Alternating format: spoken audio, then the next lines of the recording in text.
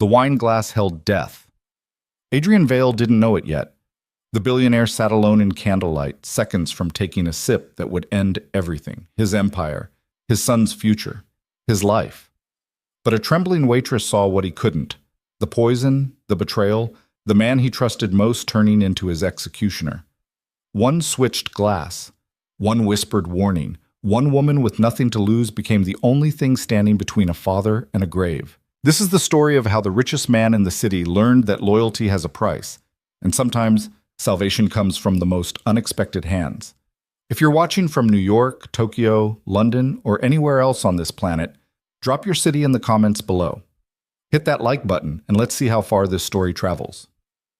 Now, let's begin. The reservation book at Luminaire called it the Vale Table. Corner position, third floor, floor-to-ceiling windows overlooking a city that never quite decided whether it wanted to sleep or keep burning money. Adrian Vale sat there most Thursday nights when the merger talks ran late, when the lawyers needed one more signature, when Victor Hale insisted they celebrate progress with wine that cost more than most people's rent. Tonight was supposed to be simple: sign the papers, shake hands, go home to Max. Adrian checked his watch, 8:47 p.m. Victor was late, which wasn't unusual. The man treated punctuality like a suggestion, not a requirement. Adrian didn't mind. It gave him time to think, to review the merger documents one last time before committing his company to a partnership that would either double his wealth or complicate it beyond recognition. The restaurant hummed with the kind of quiet that only existed in places where the cheapest entree cost $100. Soft jazz, softer conversations, the clink of crystal against china. Adrian had been coming here for 6 years, ever since Max was born, and he'd needed somewhere close to the office, somewhere he could grab dinner between meetings and still make it home before his son's bedtime. He knew the staff by name, recognized the chef's signature on every plate, trusted the wine list more than he trusted most people. That trust, he would later realize, almost killed him. "Mr. Vale?" Adrian glanced up. The waitress, Elena, her name tag read, stood beside his table with a wine glass balanced on a silver tray.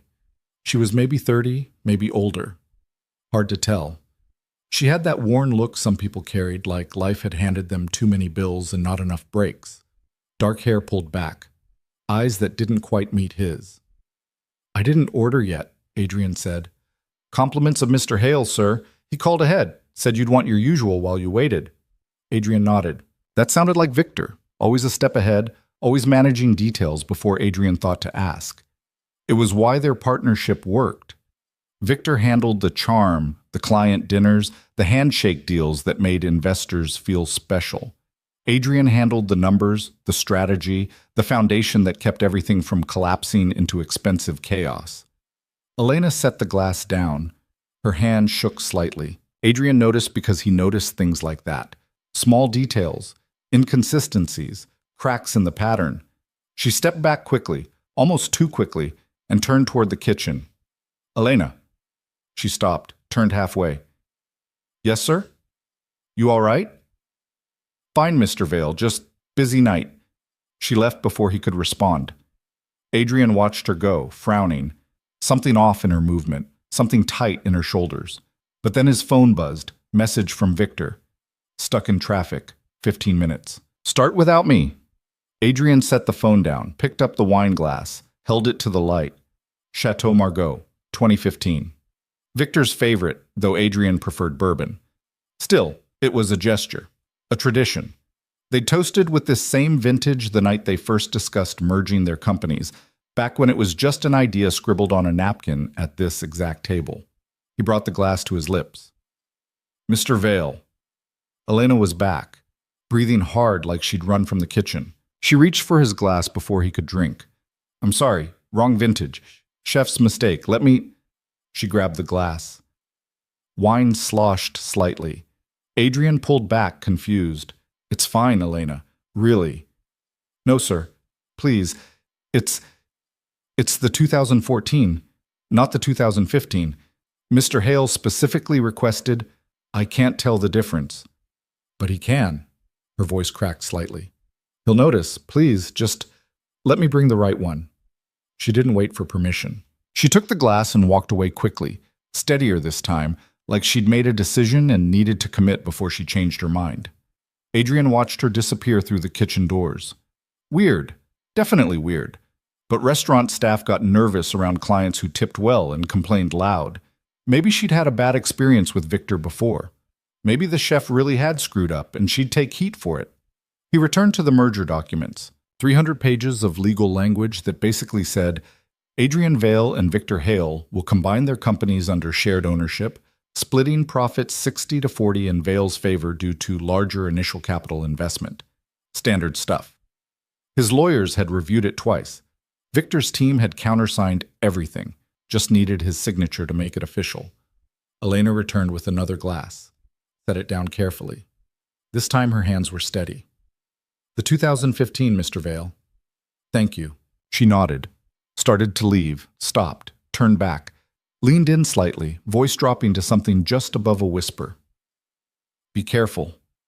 Then she was gone again, weaving through tables toward the bar where another customer flagged her down. Adrian stared at the glass. Be careful. What the hell did that mean? Careful of what? The wine? Victor? The merger? He didn't drink it, not yet.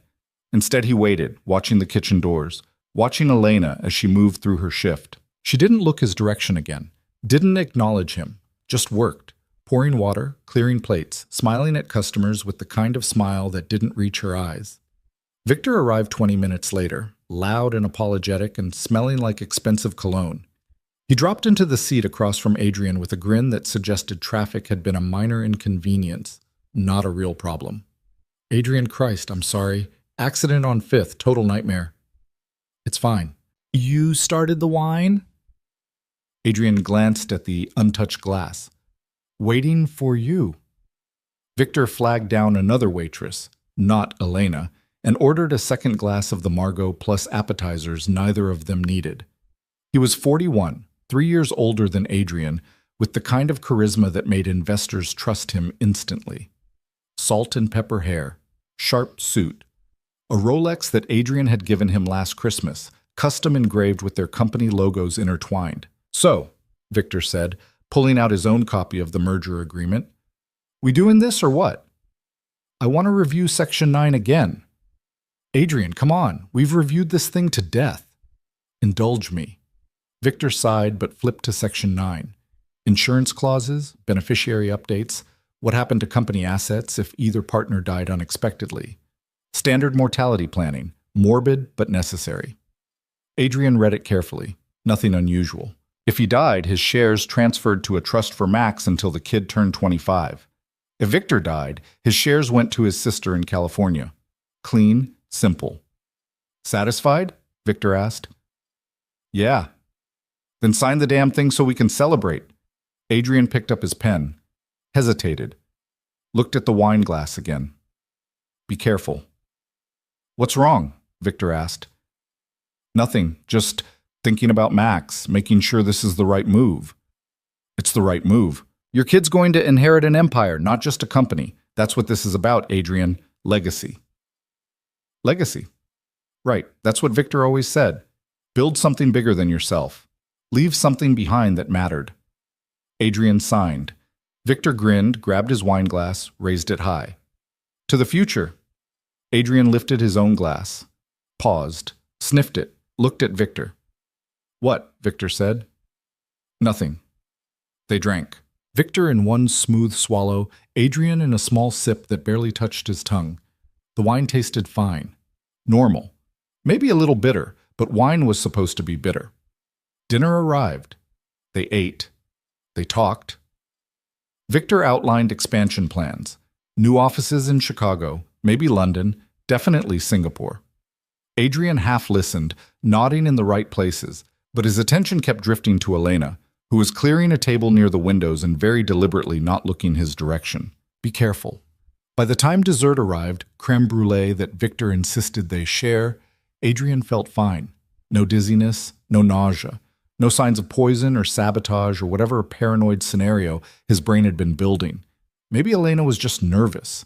Maybe he'd misread everything. Victor paid the bill with his corporate card, left a generous tip, and walked Adrian to the parking garage. They shook hands under fluorescent lights that buzzed slightly, and Victor clapped him on the shoulder like they were brothers, not business partners. "Get home safe," Victor said. "Hug that kid for me." "Will do."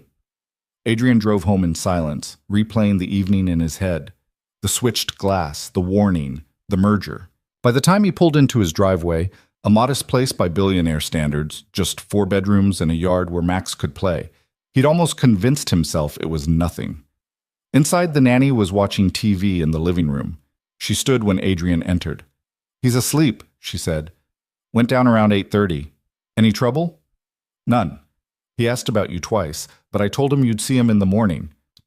Adrian paid her, locked the door behind her, and climbed the stairs to Max's room. The kid was 6 years old, small for his age, curled under a dinosaur comforter with one arm wrapped around a stuffed elephant. Adrian stood in the doorway watching him breathe, feeling that familiar tightness in his chest that came from loving something so much it scared him. Max's mother had died in childbirth. Complications the doctor said they couldn't predict. One minute Adrian was holding her hand, the next he was holding his son and signing papers that said he was a single father with no idea what he was doing. 6 years later, he still didn't know. But he tried. He worked from home when he could, he made breakfast, he attended school events. He built a company not because he loved money, but because Max deserved security, stability, a future where he didn't have to worry about anything except being a kid. That's what the merger was supposed to protect. That's what Victor had promised. Adrian kissed Max's forehead and went to his own room. Exhaustion hit him like a wave.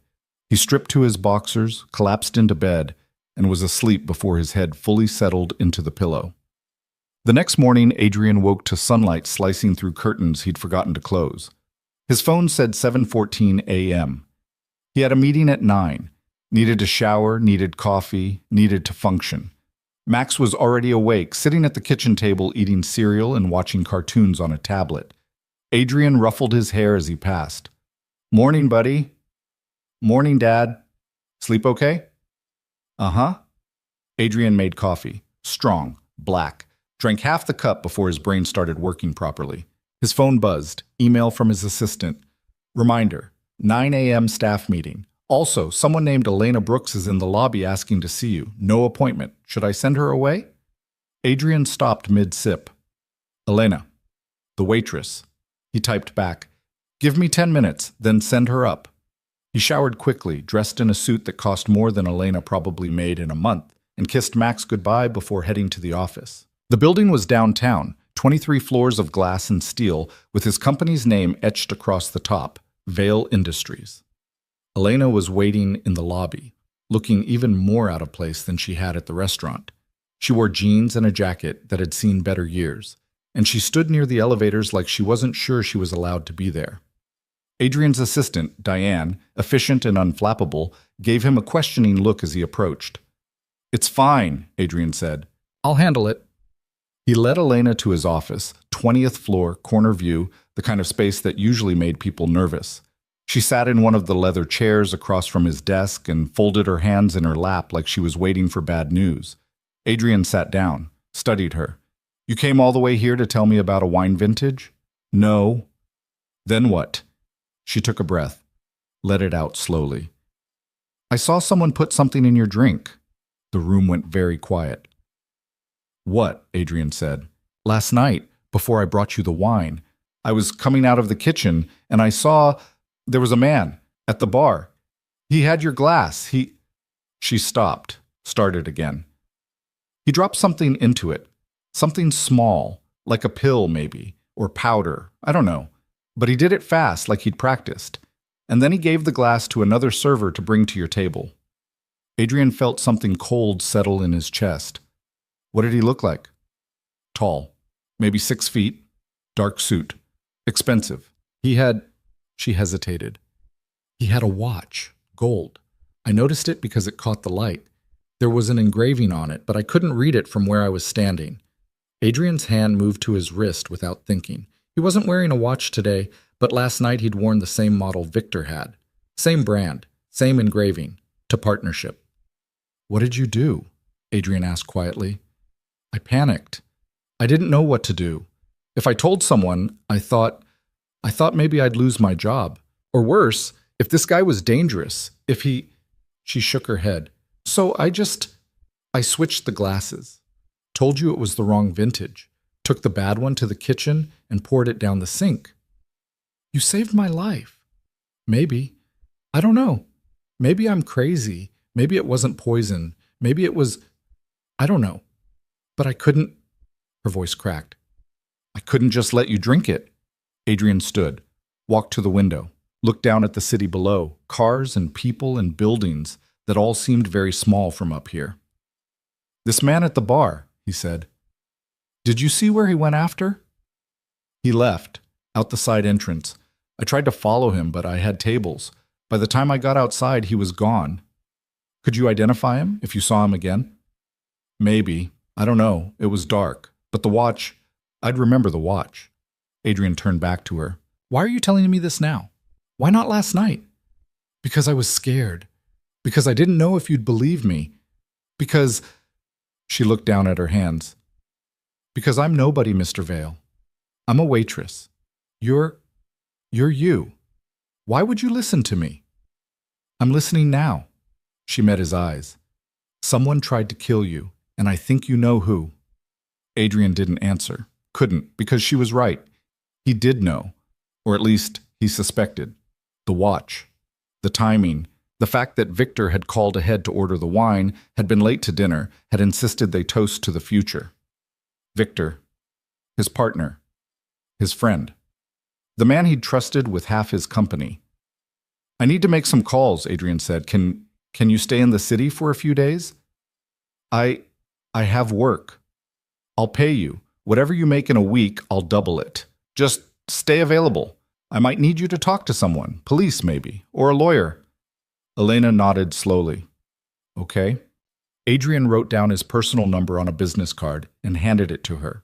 If anything happens, anything weird, anyone following you, anything, you call me, immediately. You think I'm in danger? I think if someone's willing to poison me in public, they're willing to do worse in private. So, yeah, be careful. She took the card, stood, hesitated at the door. Mr. Vale? Yeah? Why would someone want you dead? Adrian smiled, but it didn't reach his eyes. That's what I'm about to find out. After Elena left, Adrian canceled his morning meetings and locked his office door. He pulled up the merger agreement on his computer and read it again, this time looking for details he'd missed. Patterns, inconsistencies, anything that suggested Victor had been planning this longer than a single dinner. Section 9 caught his attention again. The insurance clause.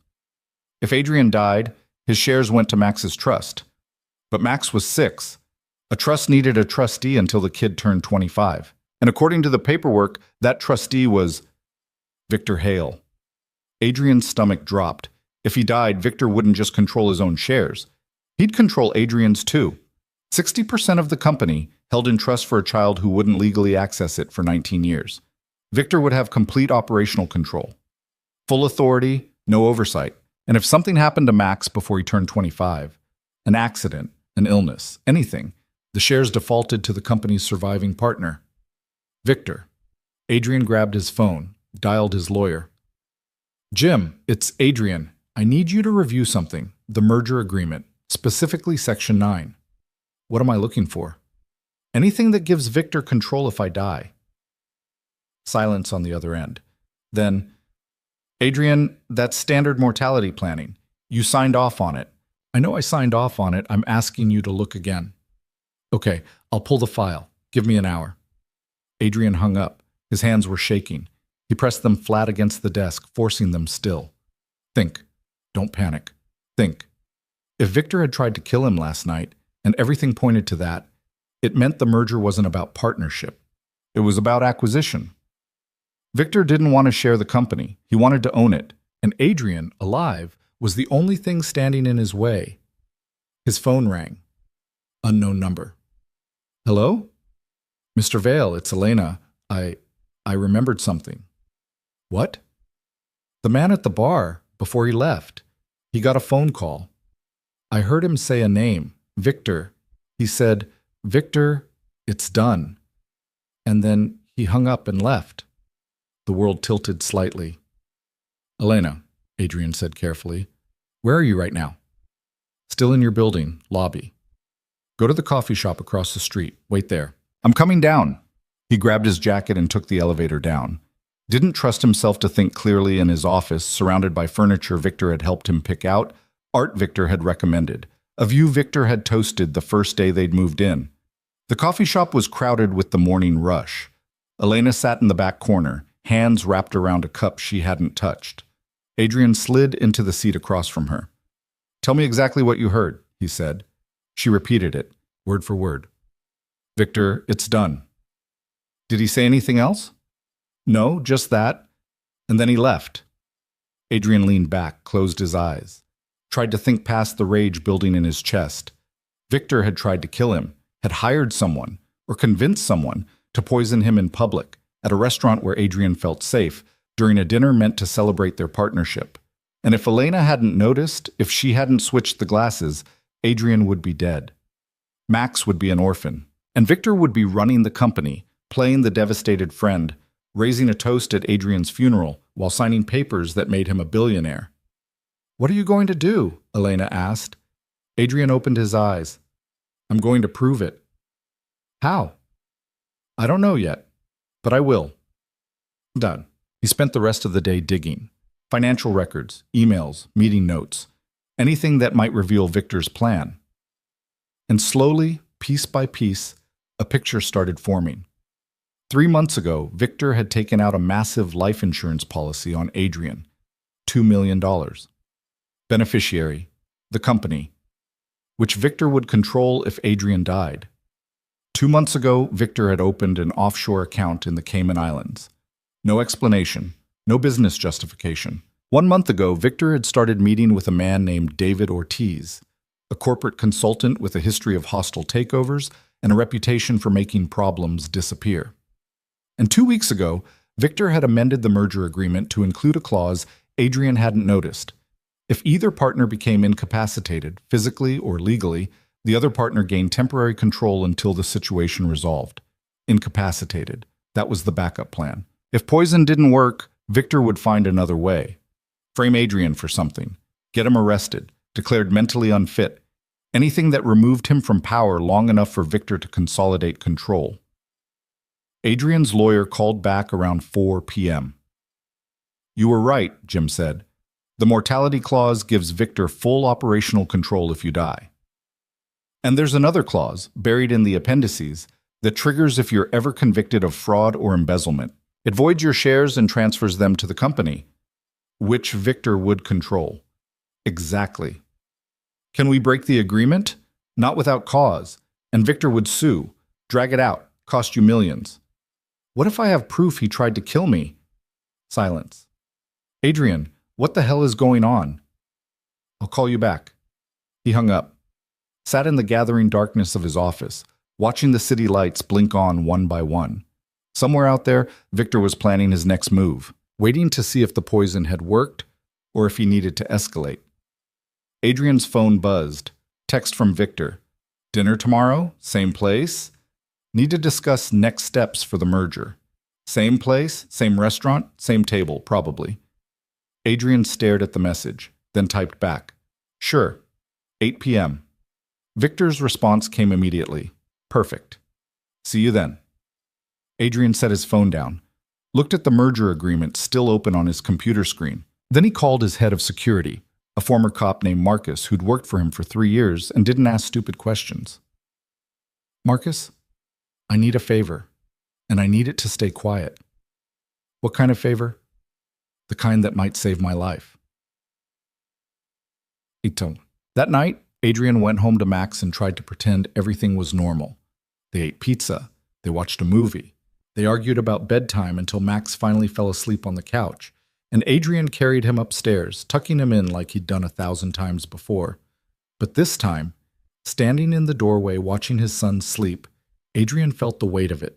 If Victor succeeded, if the poison had worked, or if the next attempt did, Max would grow up without him, would inherit a company controlled by the man who'd killed his father, would never know the truth. That wasn't going to happen. Adrian went to his bedroom and pulled a locked box from the top shelf of his closet. Inside was a handgun he'd bought years ago and never fired. He checked the chamber, loaded. He put it back in the box and locked it again. He wasn't going to shoot Victor. That was insane.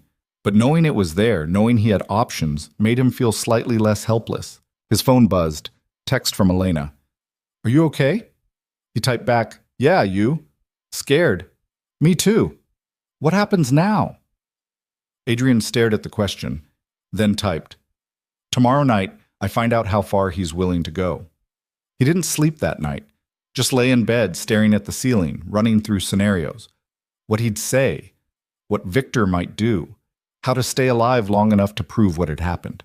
By the time the sun came up, he had a plan. It wasn't a good plan, but it was the only one he had. And tomorrow night at Luminaire, sitting across from the man who'd tried to kill him, Adrian Vale would either expose the truth or become its next victim. The Friday morning staff meeting felt like theater. Adrian sat at the head of the conference table, nodding at quarterly reports and expansion projections while his mind ran different calculations entirely. Victor sat 3 chairs down, smiling at jokes, offering suggestions, playing the role of trusted partner with the kind of ease that only came from years of practice.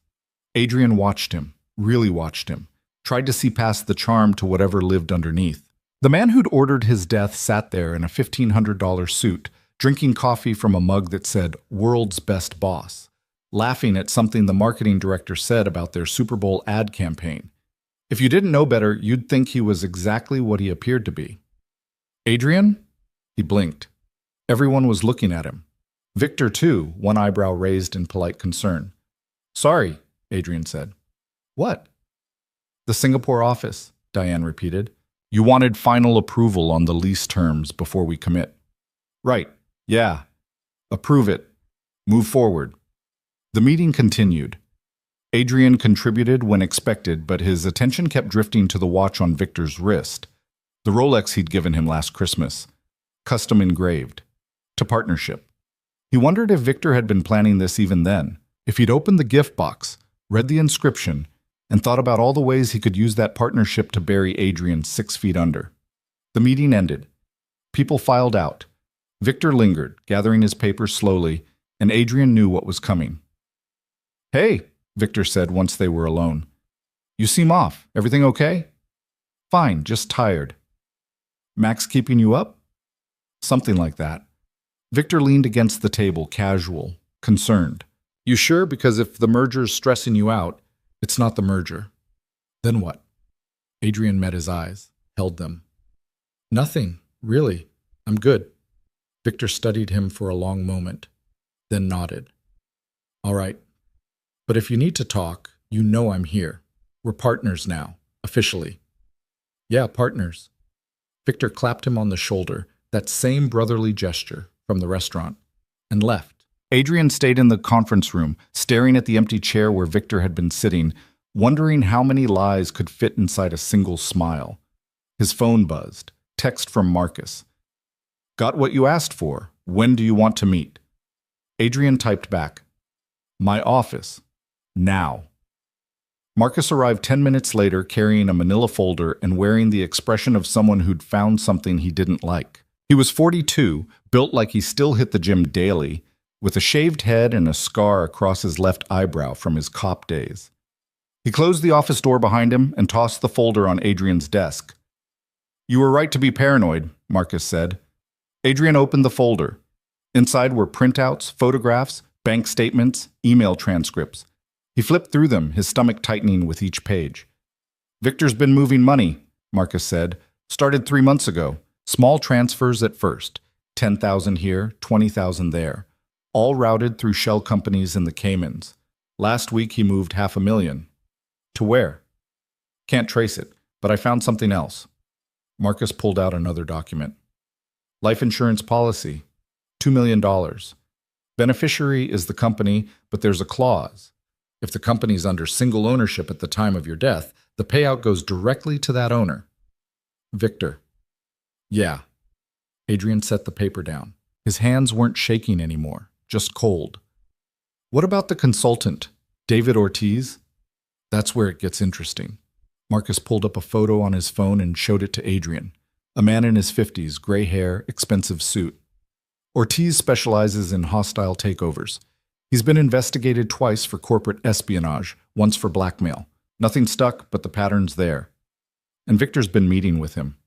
Every Wednesday for the past month. Always at the same bar downtown. Always cash payments.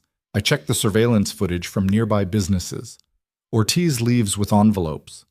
Adrian leaned back in his chair. The pieces were all there. The money, the insurance, the consultant, the poisoned wine, all of it pointing to a plan that had been in motion for months, maybe longer. "There's one more thing," Marcus said quietly. "I pulled Victor's phone records. The night of your dinner at Luminaire, he made 3 calls. One to the restaurant to order your wine, one to a burner number that pinged off a cell tower 2 blocks from the restaurant, and one to Ortiz. Timestamps? The burner call was at 8:35 p.m., 15 minutes before you were supposed to arrive. The Ortiz call was at 9:47 p.m., right after you would have been served the wine." Adrian closed his eyes, opened them. The waitress, Elena, she said she overheard someone say, "Victor, it's done." That was probably the burner call.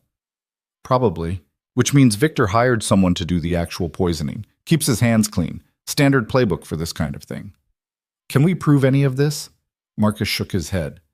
"Not in court. It's all circumstantial. The money could be legitimate business expenses. The insurance is standard practice. The meetings with Ortiz could be consulting work. And the phone calls don't prove intent. So what do we have?" "A theory, a good one, but without hard evidence. A recording, a confession, something concrete." Victor walks. Adrian stood, walked to the window. The city stretched out below him, indifferent and vast. Somewhere down there, Victor was planning his next move, and Adrian had less than 24 hours to figure out how to stop him. "Tonight," Adrian said, "I'm meeting him for dinner. Same restaurant." "That's a bad idea." "I know. He tried to kill you there once. What makes you think he won't try again?" "Because he thinks it worked." Adrian turned back to Marcus. "Think about it. He ordered the wine. He was late. He never saw me drink it. For all he knows, I went home, got sick, maybe died in my sleep. He's probably waiting for the call right now. So what's your plan? Drink another poisoned glass and hope for the best?" "No, I'm going to make him think I suspect something, push him, see how he reacts." Marcus stared at him. "You're using yourself as bait." "I'm using myself as proof. If I rattle him enough, he'll make a mistake. Call someone. Meet with Ortiz. Do something we can document. Or he'll just kill you faster. That's why you're going to be there." Adrian pointed to the folder. "I need surveillance. Audio, video, whatever you can set up without him noticing. And I need you close. If things go wrong, you'll be dead before I can stop it." "Then don't let things go wrong." Marcus picked up the folder, shook his head. "You're paying me too much to say no, but for the record, this is insane." "Noted." After Marcus left, Adrian spent the rest of the day preparing. He called his lawyer and updated his will. If something happened tonight, he wanted Max taken care of properly. Not by Victor. Never by Victor. He named his sister in Boston as Max's guardian and trustee of the estate until Max turned 18. Then he called his sister. "Adrian? It's 10 a.m. on a Friday. Why are you calling me?" "Just checking in." "You never just check in. What's wrong?" He hesitated. Sarah was 3 years younger, a high school teacher with 2 kids and a husband who coached Little League. She lived a normal life. Safe, boring. The kind of life Adrian had stopped being able to imagine after Max was born, and the company became his entire world. "If something happens to me," Adrian said carefully, "I need you to take care of Max." Silence. Then, "What do you mean, if something happens to you?" "Just hypothetically." "Adrian, I updated my will. You're listed as his guardian. I wanted you to know." "You're scaring me." "Don't be scared. It's just paperwork, precaution." "Bullshit. Tell me what's going on." He wanted to tell her everything. The poisoned wine, the betrayal, the merger that was really a trap. But if he told her, she'd worry. Or worse, she'd try to stop him. Call the police, make noise. And noise would tip Victor off. "I can't," Adrian said. "Not yet. But if anything happens, nothing's going to happen." "But if it does, you'll take him, raise him?" "Of course I will. He's my nephew. But Adrian, you're freaking me out here." I know, I'm sorry, I needed to hear you say it. He hung up before she could ask more questions. Then he sat at his desk and wrote a letter to Max. Sealed it in an envelope marked, "Open only if I don't come home." He put it in his desk drawer, locked it, and tried not to think about the fact that he was writing goodbye letters at 32 years old. The afternoon dragged. He worked, or pretended to, answered emails, took calls, smiled at people who had no idea their boss might be dead by morning. At 6 p.m., he went home. Max was in the yard with the nanny, kicking a soccer ball against the fence. Adrian watched from the kitchen window, memorizing the scene. The way Max laughed when he scored, the way he ran, all energy and no coordination. The way he looked back at the house every few minutes, checking to make sure his dad was still there. Adrian stepped outside. "Hey, buddy, come here." Max ran over, breathing hard. "Did you see? I almost got it in the top corner." "I saw. That was good. Are you going out again tonight?" "Yeah, just for a little while." Max's face fell. "You're always going out." "I know. I'm sorry." "You said we'd watch the game." Adrian knelt down, eye level with his son. "Tomorrow. I promise. We'll watch the whole game, just you and me, pizza, soda, the works." "Promise?" "Promise." Max hugged him, quick and tight, then ran back to the soccer ball. Adrian stood there watching, feeling the weight of that promise. He'd made a lot of promises to Max over the years. Some he'd kept, some he'd broken. This one he needed to keep. At 7 p.m., he showered and dressed. Dark suit, no tie. He checked his reflection in the mirror and barely recognized the man staring back. He looked older, tired, like someone who'd been fighting too long and was starting to wonder if winning was even possible. He drove to Billionaire alone. Marcus was already there, posing as a customer at the bar, nursing a drink and watching the room through the mirror behind the bottles. He'd set up 2 hidden cameras, one in the centerpiece on Adrian's usual table, one in a coat hook on the wall. Audio recorders in the salt shaker and the candle holder. Elena was working tonight. Adrian had texted her earlier, told her to act normal, serve his table if she could. She'd agreed, though her response had been shaky. What if something happens again? Adrian had written back, "Then you run. Don't be a hero twice." He arrived at 7:45 p.m., 15 minutes early. He wanted time to think, to breathe, to settle his nerves before Victor showed up with his smile and his lies and his plans to finish what the poison had started. The hostess led him to the same table as before. 3rd floor, corner position, windows overlooking the city. Adrian sat facing the door so he could see Victor arrive. The waitress, not Elena, brought water and asked if he wanted to start with wine. "Not yet," Adrian said, "waiting for someone." Victor arrived at exactly 8 p.m., punctual this time. Interesting. He wore a charcoal suit and a grin that suggested he'd had a good day. "Adrian." He slid into the chair opposite. "You look like hell." "Thanks." "No, seriously, you okay?" "Fine. Just a long week." Victor flagged down the waitress and ordered a bottle of wine without consulting Adrian. The same vintage as last time. Chateau Margaux, 2015. Adrian's pulse quickened. "So," Victor said, leaning back in his chair, "how's Max?" "Good." "Still playing soccer?" "Yeah." "You should bring him by the office sometime. The team would love to meet him." "Maybe." The wine arrived. The waitress poured 2 glasses. Victor raised his immediately. "To the merger," he said. Adrian didn't move, just stared at the glass in front of him. Victor frowned. "What's wrong?" "Nothing." "Then drink." "I'm not thirsty." "It's a toast, Adrian. You don't have to be thirsty." Adrian picked up the glass, held it to the light, examined the color, the clarity. Victor watched him, smile fading slightly. "What are you doing?" Victor asked. "Making sure it's the right vintage." "It's wine, not poison." The word hung between them. Adrian set the glass down without drinking. "Funny you should mention poison," Adrian said. Victor went very still. "What?" "I had an interesting conversation yesterday. With a waitress. She said she saw something strange last week. Someone tampering with my drink."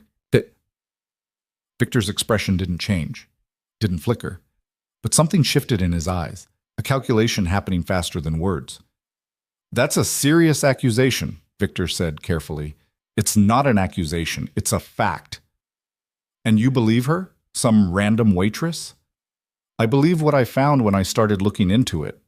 Adrian pulled out his phone, opened a photo of the offshore account statements Marcus had uncovered, slid the phone across the table. $500,000 moved to the Caymans. Want to explain that? Victor glanced at the phone, then back at Adrian. His face was calm, too calm. That's a legitimate business transfer, Victor said, for the Singapore expansion. Really? Because it went through 3 shell companies before landing in an account under your name. I don't have to explain my financial decisions to you. Actually, you do. We're partners, remember? Victor smiled. It didn't reach his eyes. Is that what this is about? You're having second thoughts about the merger? I'm having second thoughts about you. Adrian. Victor leaned forward, voice dropping to something quieter, more dangerous. I don't know what you think you've found, but you're wrong. I'm not your enemy. Then who is? I don't know, but it's not me. Adrian took a breath, pushed harder. The life insurance policy, $2 million. Beneficiary clause that pays out to you if I die while you're running the company. That sound familiar? Victor's jaw tightened. That's standard mortality planning. No, it's not. It's a contingency, a backup plan in case the poison didn't work. You're paranoid. Am I? Because right now, sitting here, I'm trying to figure out if you're going to try again. Maybe not poison this time. Maybe something more direct. Victor stood abruptly. His chair scraped against the floor. People at nearby tables glanced over. I'm done with this conversation, Victor said. Sit down. No, I came here to have dinner with my partner, not get accused of murder. Sit down. Something in Adrian's voice made Victor pause. He sat, but his hands were clenched on the armrests. Let me tell you what I think happened, Adrian said quietly. I think you've been planning this for months. The offshore accounts, the insurance policy. The consultant you've been meeting with, David Ortiz, right? I think you saw the merger as an opportunity. Not to build something together, but to take what I built and make it yours. And when I didn't die fast enough, you decided to help things along. Victor stared at him. You can't prove any of this. Not yet. But I will. Even if you could, what then? You go to the police? You sue me? You make a scene? Victor leaned in, voice low and vicious. You'll destroy the company trying to destroy me. And for what? Some conspiracy theory fed to you by a waitress? She saved my life. She's lying. Why would she lie? I don't know. Money? Attention? Maybe she's working for someone who wants to see us fight. Ever think of that? Adrian hadn't. The thought caught him off guard, and Victor saw it. That's right, Victor said. You're so focused on me, you're not seeing the bigger picture. Someone's playing you, Adrian, and you're falling for it. You're good, Adrian said. I'll give you that. You almost sound convincing. I'm telling you the truth. No, you're telling me what you need me to believe so I don't look too close, but I'm already looking, and I'm going to keep looking until I find what you're hiding. Victor stood again. This time, he didn't sit back down. This partnership was a mistake, he said. Yeah, it was. I'll have my lawyer contact yours. We'll dissolve the merger. Good luck with that. You signed a contract. Contracts can be broken. Not without cause, and not without a fight. Victor grabbed his coat from the back of the chair, leaned in close enough that Adrian could smell his cologne, the same expensive brand he'd worn the night he'd tried to kill him. Be careful, Adrian, Victor said softly. You're making enemies you can't afford. I only have one enemy, and he's standing right in front of me. Victor left without another word. Adrian sat alone at the table, heart pounding, watching him disappear down the stairs. Across the room, Marcus caught his eye and gave a small nod. The cameras had gotten everything. Elena appeared at his side, shaking slightly. Are you okay? She whispered. Yeah. He looked like he wanted to kill you right here. Probably did. What happens now? Adrian stood, pulled cash from his wallet and left it on the table. Enough to cover the wine they hadn't drunk, and a tip that would keep Elena stable for a month. Now, Adrian said, we wait and see what he does next. He walked out of Luminaire into the cool night air. His phone buzzed before he reached his car. Text from Marcus. Got it all. Audio's clean, video's clear. This is enough to prove you confronted him. Maybe not enough to prove he tried to kill you, but it's a start. Adrian typed back. Meet me at the office in an hour. And bring everything you have on Ortiz. He drove home first, paid the nanny, checked on Max, who was asleep with the stuffed elephant clutched against his chest. Adrian stood in the doorway, watching him breathe, and made a promise to himself. Not to Max, to himself. He was going to win this, no matter what it cost. An hour later, he was back in his office. Marcus was already there, spreading documents across the conference table like pieces of a puzzle. Ortiz met with Victor 3 hours ago, Marcus said, right after your dinner. I had someone tailing Victor when he left the restaurant. He went straight to that bar downtown, stayed for 20 minutes, left with a briefcase he didn't arrive with. Any idea what was in it? No, but Ortiz looked pleased. Adrian studied the documents. Phone records, bank statements, surveillance photos. Everything pointed to a conspiracy, but nothing proved it beyond reasonable doubt. We need more, Adrian said. More what? Evidence. Something that ties Victor directly to the poisoning, or to a plan to kill me. Short of a confession, I don't know how we get that. Adrian thought for a moment, then pulled out his phone and dialed Elena's number. She answered on the second ring. Mr. Vale? Elena, the man you saw at the bar.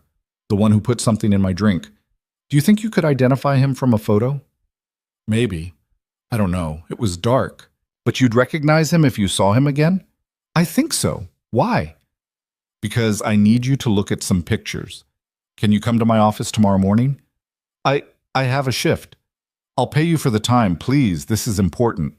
She hesitated. Then, okay. What time? 9 a.m. After they hung up, Adrian pulled up surveillance footage from the bar where Victor met with Ortiz. He scrolled through hours of video until he found what he was looking for. A man in a dark suit entering at 8:30 p.m. the night of the poisoning. The same man leaving at 8:50 p.m. Adrian froze the frame, enhanced the image. The man's face was partially obscured, but his watch was visible. Gold Rolex, same model as Victor's. Marcus, Adrian said, run facial recognition on this. See if it matches anyone in Ortiz's known associates. Marcus took the image. This might take a while. I've got time. They worked through the night. Coffee and documents and grainy surveillance footage. By 4 a.m., they had a name. Thomas Reed. Former pharmaceutical sales rep. Fired 3 years ago for falsifying medical records. Known associate of David Ortiz, last known address in Queens. By 6 a.m., Marcus had tracked Reed's recent activity. Credit card purchases at a hardware store. Gloves, bleach, trash bags. The kind of purchases someone made when they needed to clean up evidence. By 7 a.m., they had enough to go to the police. Maybe, if the police believed them, if they didn't think Adrian was just a paranoid billionaire trying to sabotage his own business partner. We need insurance, Adrian said. What kind of insurance? The kind that makes sure if something happens to me, Victor goes down too. He spent the next 2 hours writing everything down, every detail, every piece of evidence, every conversation. He saved it to a secure cloud server with instructions to release it to the police, the media, and his lawyer if he didn't log in within 72 hours. Then he went home.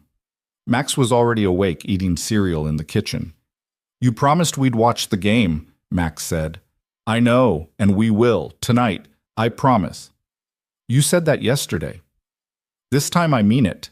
Max studied him with the kind of skepticism only a 6-year-old could muster. You look tired. I am tired. Did you sleep? Not really. Why not? Just work stuff. You're always doing work stuff. Adrian sat down beside his son, put his arm around him. I know, and I'm sorry, but I'm trying to fix it so I can spend more time with you. Promise? Promise. Max leaned against him, small and warm and trusting in a way that made Adrian's chest ache. He held his son close and wondered what kind of world he was leaving him. A world where people like Victor existed, where betrayal came dressed in friendship, where poison came in wine glasses and death came wearing a Rolex.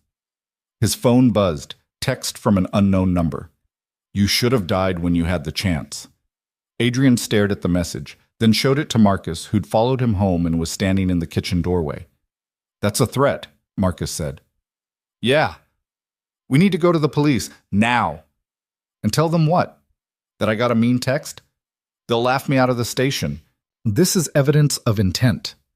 It's evidence of someone with my phone number being an asshole. Could be Victor, could be Reed, could be some random person who read about the merger online and doesn't like billionaires. Marcus pulled out his own phone. I'm calling a contact at the precinct, someone who owes me a favor. Don't. Not yet. Adrian. I said not yet.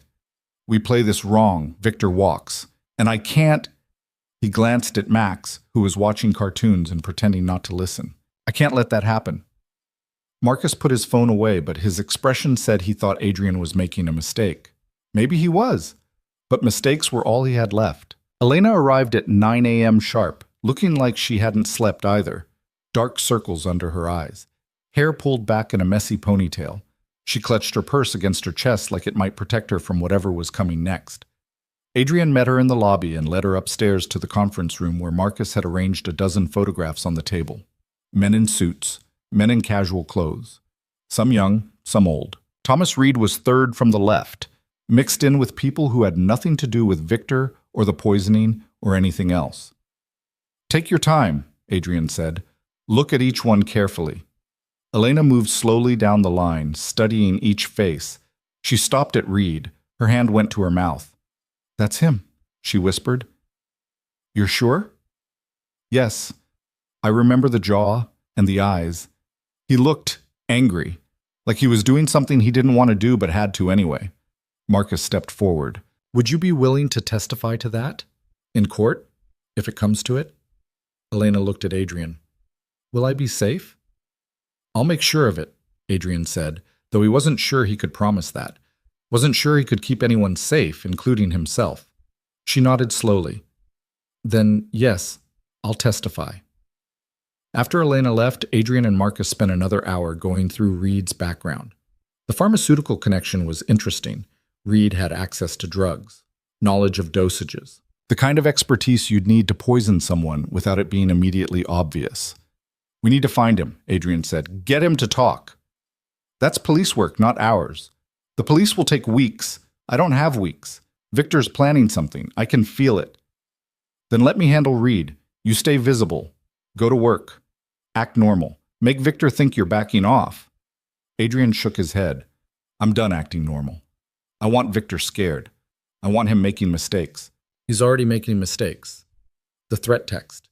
Meeting with Ortiz right after your confrontation. These are panic moves. Good. Let him panic. Marcus gathered the photographs. You're playing a dangerous game. I've been playing it since the moment I signed that merger. I just didn't know the rules yet. The weekend passed in a strange, suspended state. Adrian took Max to soccer practice Saturday morning, sat on the bleachers with other parents, and pretended to care about drills and formations while his phone buzzed with updates from Marcus. Reed's apartment was empty. His car hadn't moved in 3 days. His credit cards hadn't been used since Thursday.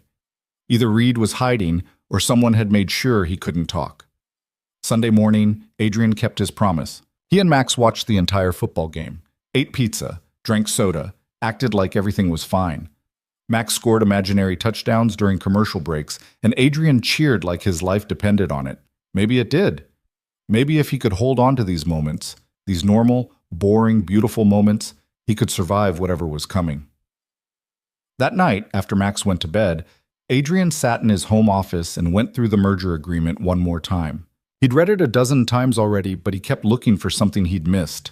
Some clause, some loophole, some way to break the contract without destroying everything. His phone rang. Unknown number again. He almost didn't answer, then did. Hello? Adrian Vale? The voice was unfamiliar, male, nervous. Who is this? My name's Thomas Reed. I think we need to talk. Adrian's pulse spiked. He put the phone on speaker and waved at Marcus, who was sitting across the room reviewing security footage. I'm listening, Adrian said. Not on the phone, in person. Tomorrow, noon. There's a park near the river, Riverside Park by the old pier. You know it? I can find it. Come alone. If I see anyone else, I'm gone. How do I know this isn't a trap? Reed laughed, but it sounded broken. If I wanted you dead, Mr. Vale, you'd already be dead. I'm the guy who put the poison in your wine, remember? The line went dead. Adrian stared at the phone. Marcus was already on his feet. That's a trap, Marcus said. Probably. You're not going. I have to. No, you don't. We call the police. Tell them Reed reached out. Let them handle it. And what if he runs before they get there? What if he's the only person who can tie Victor to the poisoning and he disappears? Then we find another way. There is no other way. Adrian stood. Reed called me. Not the police. Not a lawyer. Me. That means he wants something. And whatever it is, I need to hear it. I'm coming with you. He said alone. I don't care what he said. I'm not letting you walk into a park to meet with the guy who tried to kill you without backup. They argued for another 10 minutes before reaching a compromise. Marcus would come, but stay out of sight, far enough away that Reed wouldn't see him, close enough to intervene if things went wrong. Adrian didn't love the plan, but it was better than going alone. Monday morning arrived cold and gray. Adrian dropped Max at school, kissed him goodbye, and watched him run toward the building with his backpack bouncing against his shoulders. He wanted to call him back, hold him, tell him everything. But Max was 6. He didn't need to know his father was meeting with someone who'd tried to murder him. Riverside Park was empty when Adrian arrived. Just dead grass and bare trees and the kind of cold that made you question why anyone lived this far north. The old pier stretched out into water that looked too dirty to support life. Reed was standing at the end of it, hands in his pockets, staring at the river like he was trying to decide whether to jump. Adrian approached slowly. Reed heard him coming. The pier creaked with every step, but didn't turn around. You came, Reed said. You asked. I wasn't sure you would.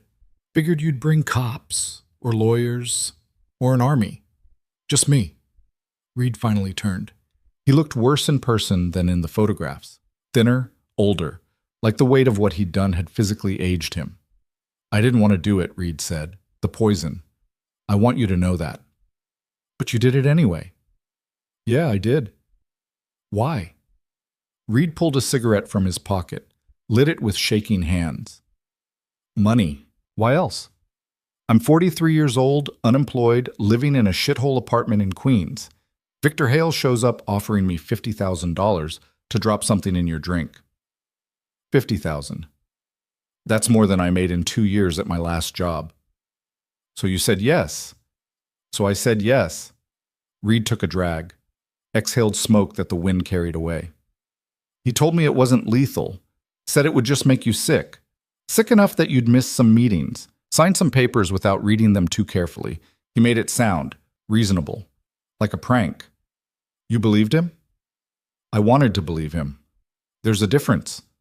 Adrian moved closer. What was in the vial? I don't know. Victor gave it to me in a sealed container, said it was tasteless, odorless, would dissolve in alcohol. I didn't ask questions. Where's the vial now? Gone. I threw it in the river right after I left the restaurant. Convenient. Smart. I'm not stupid, Mr. Vale. I knew if you died, if they did an autopsy and found something, they'd trace it back to me eventually. Destroying evidence was the only play I had. Then why call me now? Why not just disappear? Reed flicked ash into the water. Because Victor's trying to kill me too. The words hung between them. Explain, Adrian said. Saturday morning, I get a call from David Ortiz. You know who that is? Yeah. He says Victor wants to meet, tie up loose ends. He gives me an address, some warehouse in Brooklyn. I show up and there's 2 guys waiting. Not Victor, just these 2 guys I've never seen before. They tell me to get in their car. I tell them to go to hell. They pull guns. I run.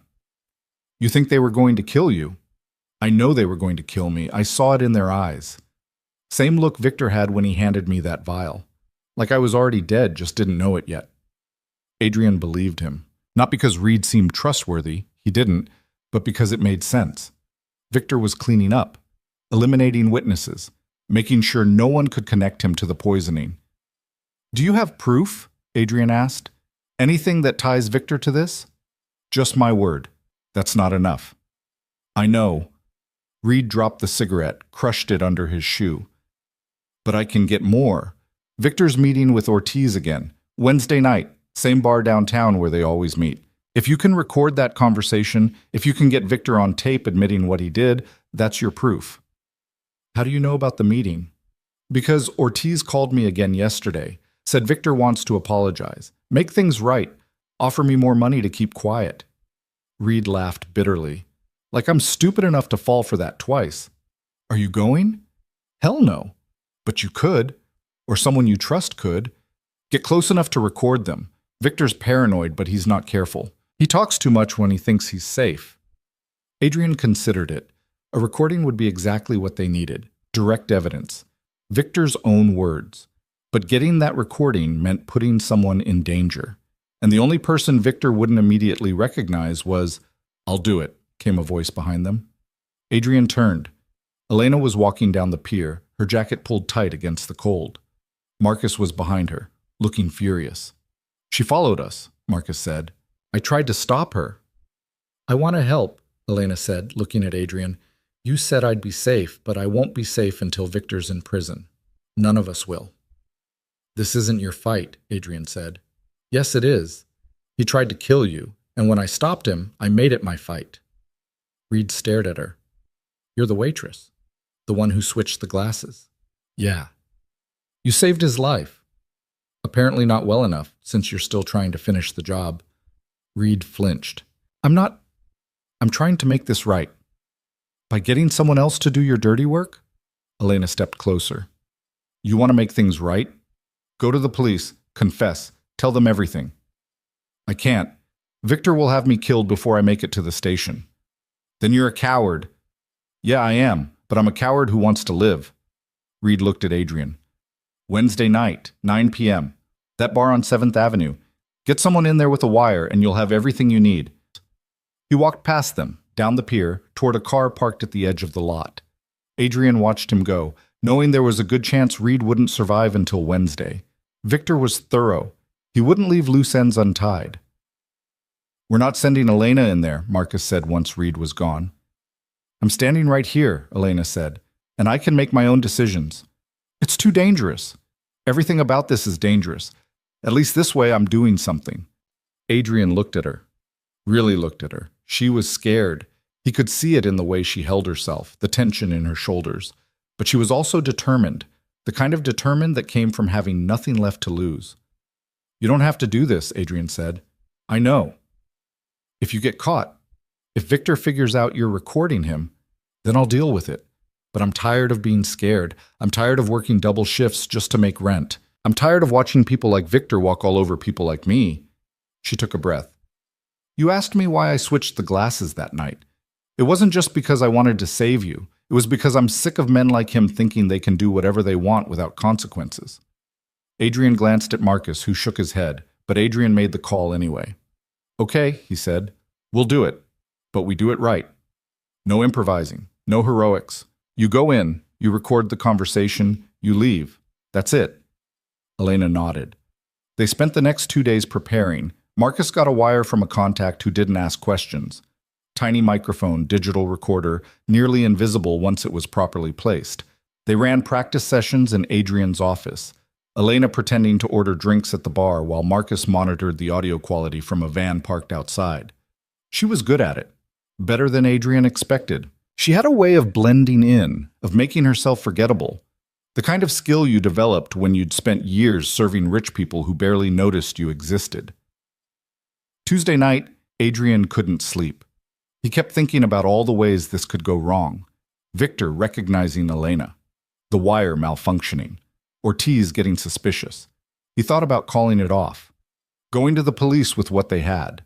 Taking the chance that circumstantial evidence and Reed's testimony would be enough. But he knew it wouldn't be. Victor had lawyers, money, connections. He'd find a way to make it all disappear. And then he'd come after Adrian again. Next time, there wouldn't be a waitress to switch the glasses. Wednesday arrived. The day dragged. Adrian went through the motions at work, but his mind was elsewhere. At 5 p.m., his phone rang. Victor's name on the screen. Adrian answered. "Yeah?" "Adrian, we need to talk." "I thought we said everything Friday night." "Not about the merger, About Max. Adrian's blood went cold. What about Max? I was thinking, with everything that's happened between us, maybe it's not good for him to be caught in the middle. Kids pick up on tension. I'd hate for him to get hurt because we're having business disagreements. Are you threatening my son? What? No, Jesus, Adrian. I'm trying to be considerate. I'm saying maybe we should keep our problems separate from our personal lives. I care about that kid. Stay away from him. I'm just saying that I heard what you said, and I'm telling you, stay away from my son. Adrian hung up. His hands were shaking. Marcus, who'd been sitting across from him, stood immediately. What did he say? He mentioned Max, said something about keeping him out of the middle. That's a threat. I know. We need to move Max somewhere safe. Your sister's place, maybe. Adrian called Sarah, explained the situation without explaining the situation. Said there were some business problems, some people who might try to use Max to get to him. Could she take him for a few days, just until things settled? Sarah agreed without hesitation. By 6 p.m., Max was packed and confused and asking questions Adrian couldn't answer. Why do I have to go to Aunt Sarah's? Max asked in the car. Just for a little while, until Dad fixes some things at work. Is it because of that man? The one from your office? Adrian glanced at him in the rearview mirror. What man? The one with the nice watch. He came by school yesterday, said he was your friend, asked the teacher if he could talk to me. Adrian nearly drove off the road. Did you talk to him? No. Miss Peterson said I couldn't leave class, but he waited by the fence during recess. Waved at me. Adrian pulled over, turned around in his seat. Max, listen to me. If you ever see that man again, if he ever tries to talk to you, you run. You find a teacher, a police officer, any adult, and you tell them, okay? Max's eyes went wide. Okay. I'm serious, buddy. This is important. I know, Dad, you're scaring me. Good. Be scared. Just be safe. They drove the rest of the way to Sarah's in silence. Adrian walked Max to the door, hugged him tight, and told Sarah to keep the doors locked and call him if anyone suspicious came around. Adrian, what's going on? Sarah asked. I'll explain later. Just keep him safe. Back in the car, Adrian called Marcus. Victor approached my son's school yesterday. What? Max said he was waiting by the fence, tried to talk to him. That's it. I'm calling the police. Not yet. Not until after tonight.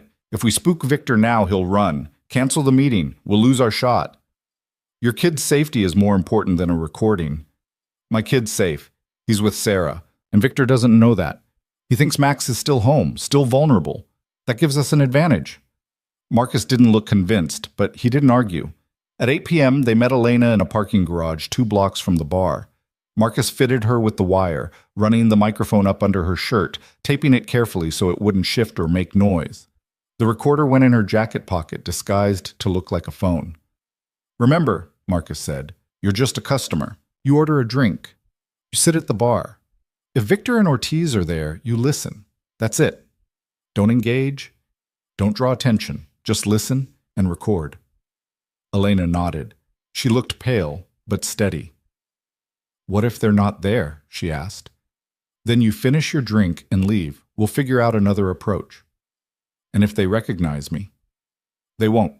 Victor's only seen you once in dim lighting while you were working. You're in different clothes now, different hair. You'll be fine. You keep saying that. Because it's true. Adrian put a hand on her shoulder. You don't have to do this. Yes, I do.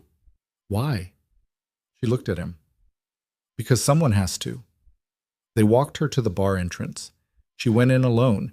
Adrian and Marcus returned to the van, parked across the street with a clear view of the door. Marcus pulled up the audio feed. Static for a moment, then the sounds of the bar. Music, conversation, the clink of glasses. Elena's voice steady and clear. Whiskey. Neat.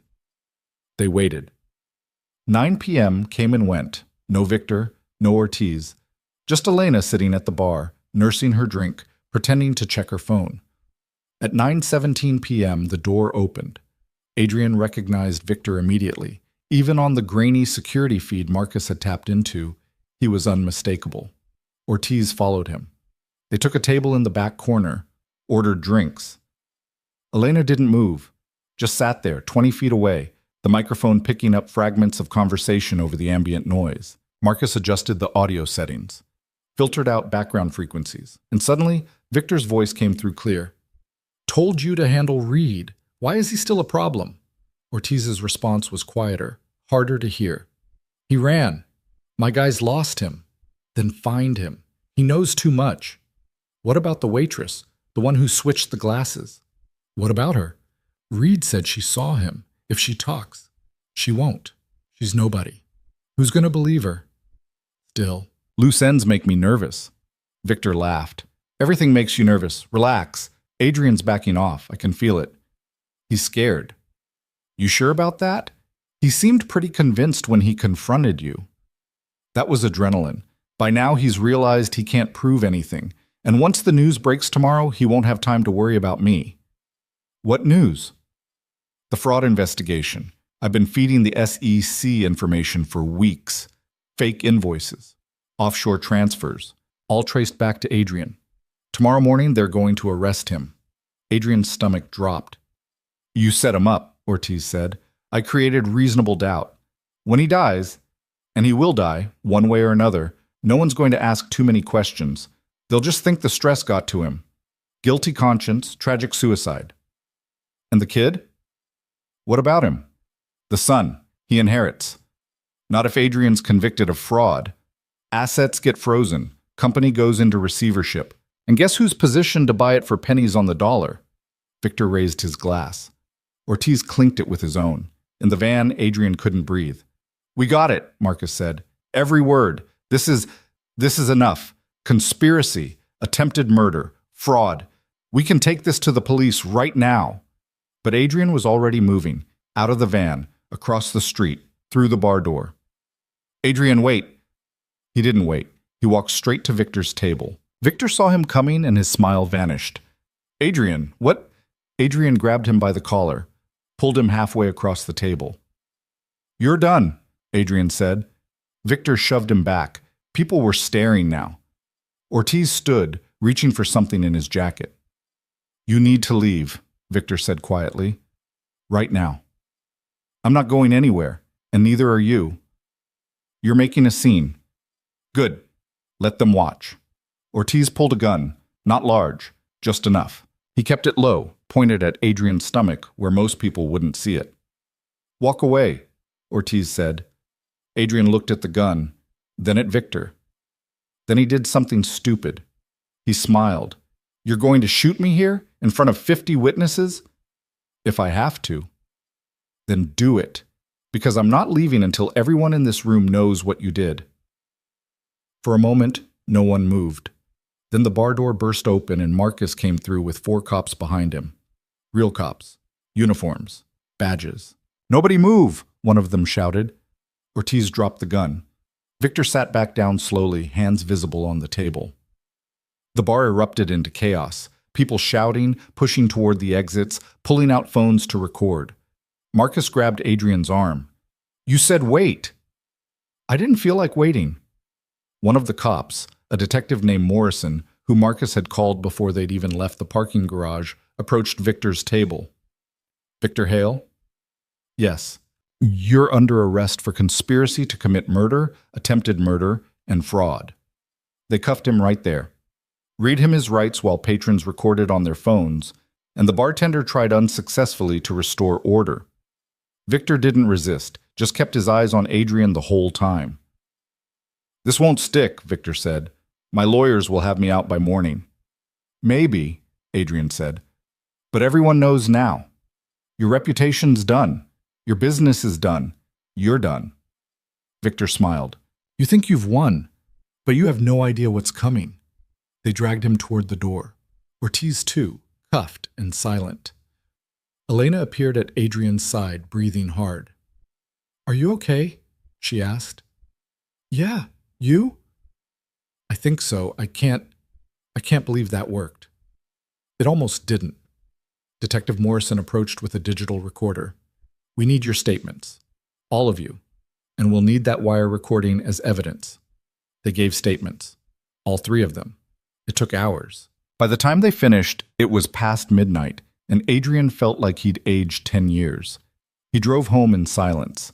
The house was empty without Max. Too quiet. Too big. He sat in the living room with all the lights off and tried to process what had just happened. Victor was arrested. The evidence was solid. The recording, the witness statements, Reed's eventual testimony once they tracked him down. It should have felt like victory. Instead, it felt hollow, because Victor had been right about one thing. The fraud charges were real. The SEC investigation was real. And even if Adrian proved Victor had planted the evidence, the accusation alone would destroy him. Clients would pull contracts. Investors would flee. The company would collapse. Everything he'd built, everything he'd protected, gone. His phone buzzed. Text from an unknown number. Check your email. Adrian opened his laptop. One new message, no subject line, just an attachment. He clicked it. A video file. 30 seconds long. Security footage from inside Victor's office. Dated 3 weeks ago. Victor sitting at his desk, talking to someone off camera. The audio was clear. Once Adrian's arrested, the company's mine. Transfer the funds and make sure the invoices look legitimate. I want this airtight. The person off camera responded, "What about the kid?" "What about him? He's 6. He'll go to family. We'll deal with the inheritance later." The video ended. Adrian stared at the screen. This was it. Proof that Victor had orchestrated the entire fraud scheme. Proof that would clear Adrian's name completely. But who sent it? Another text. "Consider us even. T.R. Thomas Reed." Adrian leaned back, closed his eyes. Somewhere out there, Reed was running, hiding, trying to stay alive long enough to avoid Victor's reach. And he'd just handed Adrian the one thing that could save everything. The next morning, Adrian walked into the FBI field office and gave them the video. By noon, the fraud charges against him were dropped. By evening, the news was running stories about Victor's arrest. By the time Adrian picked up Max from Sarah's house, the nightmare was starting to feel like something that had happened to someone else. But it wasn't over yet. Victor made bail within 18 hours. $2 million posted by a lawyer Adrian had never heard of, representing interests Adrian couldn't trace. The news hit while Adrian was sitting in his office trying to salvage what remained of his company's reputation. His phone lit up with alerts, and his stomach turned over. Marcus was there within minutes, standing in the doorway with his arms crossed. "He's out," Marcus said. "I saw. House arrest, ankle monitor. He's not supposed to leave his apartment or contact you in any way." "You believe that'll stop him?" Marcus didn't answer. They both knew it wouldn't. The next 72 hours became a waiting game. Adrian hired 3 different security firms to monitor his house, Max's school, the office building. He changed his routes to work, varied his schedule, stopped going anywhere predictable. Max noticed the changes but didn't understand them, kept asking why they couldn't go to their favorite diner anymore, why Dad checked the locks 3 times every night. "Just being careful," Adrian told him. "Careful of what?" "Nothing you need to worry about." But Max was 6, not stupid. He knew something was wrong. The media circus didn't help. Victor's arrest made headlines for a week straight. Business networks ran specials about corporate betrayal. True crime podcasts started covering it before the trial even had a date. Adrian's face was everywhere, along with photos of Victor being led out of the bar in handcuffs, photos of Elena looking shocked outside the courthouse, photos of Luminaire with a caption about poison and privilege. Adrian's phone rang constantly, investors wanting reassurance, board members demanding explanations, clients asking whether their contracts were still valid. He spent 12 hours a day putting out fires, and new ones kept sparking. Thursday afternoon, his lawyer called. "We have a problem," Jim said. Adrian closed his office door. "What kind of problem?" Victor's legal team filed a motion to suppress the recording. They're claiming it was obtained illegally, that Elena wasn't law enforcement, didn't have a warrant, violated wiretapping statutes. She was a private citizen recording a conversation in a public place. It's more complicated than that. The laws vary by state, and Victor's lawyers are arguing she intentionally deceived him, that there was an expectation of privacy in that corner booth. That's insane. That's expensive lawyers. The hearing's Monday. If the judge suppresses the recording, we lose our strongest evidence. Adrian sat down. What about the video Reed sent? The one showing Victor orchestrating the fraud. That helps with the fraud charges, but it doesn't directly tie him to the poisoning or the attempted murder. Without the bar recording, it's your word against his, and Reed's, if we ever find him. So find him. The FBI's looking, so is NYPD. He's vanished. After Jim hung up, Adrian sat in silence. Victor was out on bail, the evidence was in jeopardy, and their star witness had disappeared. Everything they'd built over the past 2 weeks was crumbling. His phone buzzed. Text from Elena. Can we talk? They met at a coffee shop in a neighborhood neither of them usually frequented. Elena looked worse than she had at the bar. Thinner, more tired, like the weight of what she'd done was finally catching up. I heard about the motion to suppress, she said. Yeah. If they throw out the recording, does that mean it means Victor walks on the murder charges? Maybe gets convicted for fraud, maybe not. Either way, he's back on the street in a few years. Elena stirred her coffee without drinking it. This is my fault. No, it's not. I should have let the police handle it. Should have gone through official channels. I wanted to help. You did help. You saved my life twice. Once with the wine glass, once with the recording. Whatever happens now isn't on you. Feels like it is. Adrian understood. He felt the same way. Like every decision he'd made had led them deeper into this mess. And now, there was no clear way out. I got another job offer, Elena said quietly. Restaurant in Boston. Better pay. They said I could start Monday. You're leaving? I don't know. I want to. But if I leave, if I'm not here for the trial, then you're safe, and you deserve to be safe. What about you? I'll figure it out. She looked at him like she didn't believe him. He didn't blame her. That weekend, Adrian took Max to Sarah's again.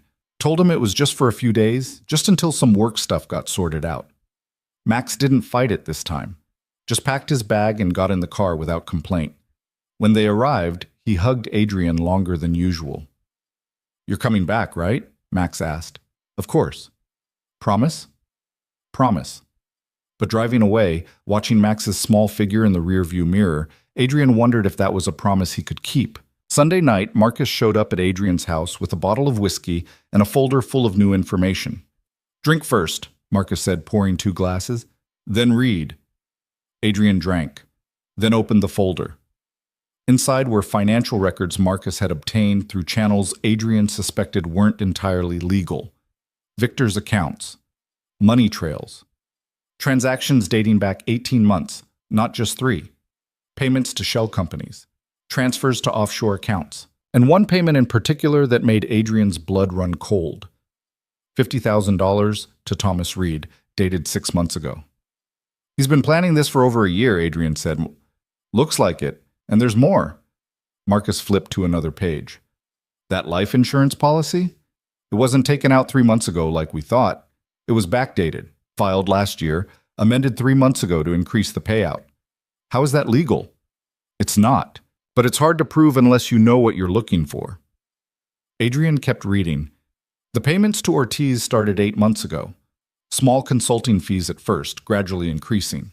The offshore accounts were established a year ago. Everything pointed to a long-term plan, carefully constructed, methodically executed. Victor didn't just wake up one day and decide to kill me, Adrian said. This was always the end game. Yeah, question is, why did he wait so long to make his move? Because he needed me to sign the merger first. Needed everything legal and binding so when I died, he'd have legitimate claim to the company. Marcus poured more whiskey. There's something else. I tracked down Reed's sister in Pittsburgh. She said he called her Wednesday night, said he was going to disappear for a while, that some bad people were looking for him. Did she know where he was going? No, but she said he mentioned something about insurance. Said if anything happened to him, he'd left proof somewhere safe. What kind of proof? She didn't know. Adrian leaned back, thought about it. Reed had sent him the video of Victor. Had that been the insurance he'd mentioned? Or was there more? His phone rang. Unknown number. He almost ignored it, then remembered the last time an unknown number had called. Hello? Mr. Vale? The voice was unfamiliar. Female. Professional. My name is Sarah Chen. I'm an investigative journalist with The Times. I'm working on a story about Victor Hale and the allegations against him. I was hoping we could talk. I'm not giving interviews. I understand, but I think you'll want to hear what I've found. Why? Because I have documents that suggest Victor's been embezzling from your company for over 2 years, and I have a source who claims to have witnessed him discussing your murder in detail. Adrian sat up. What source? I can't reveal that over the phone, but if you're willing to meet, I can show you everything. When? Tomorrow. There's a diner on 5th and West near the courthouse. You know it? Yeah. Noon. Come alone. She hung up before Adrian could respond. Marcus was already shaking his head. That's a trap. Maybe. Definitely. Mysterious journalist claims to have secret evidence, wants to meet alone. That's textbook.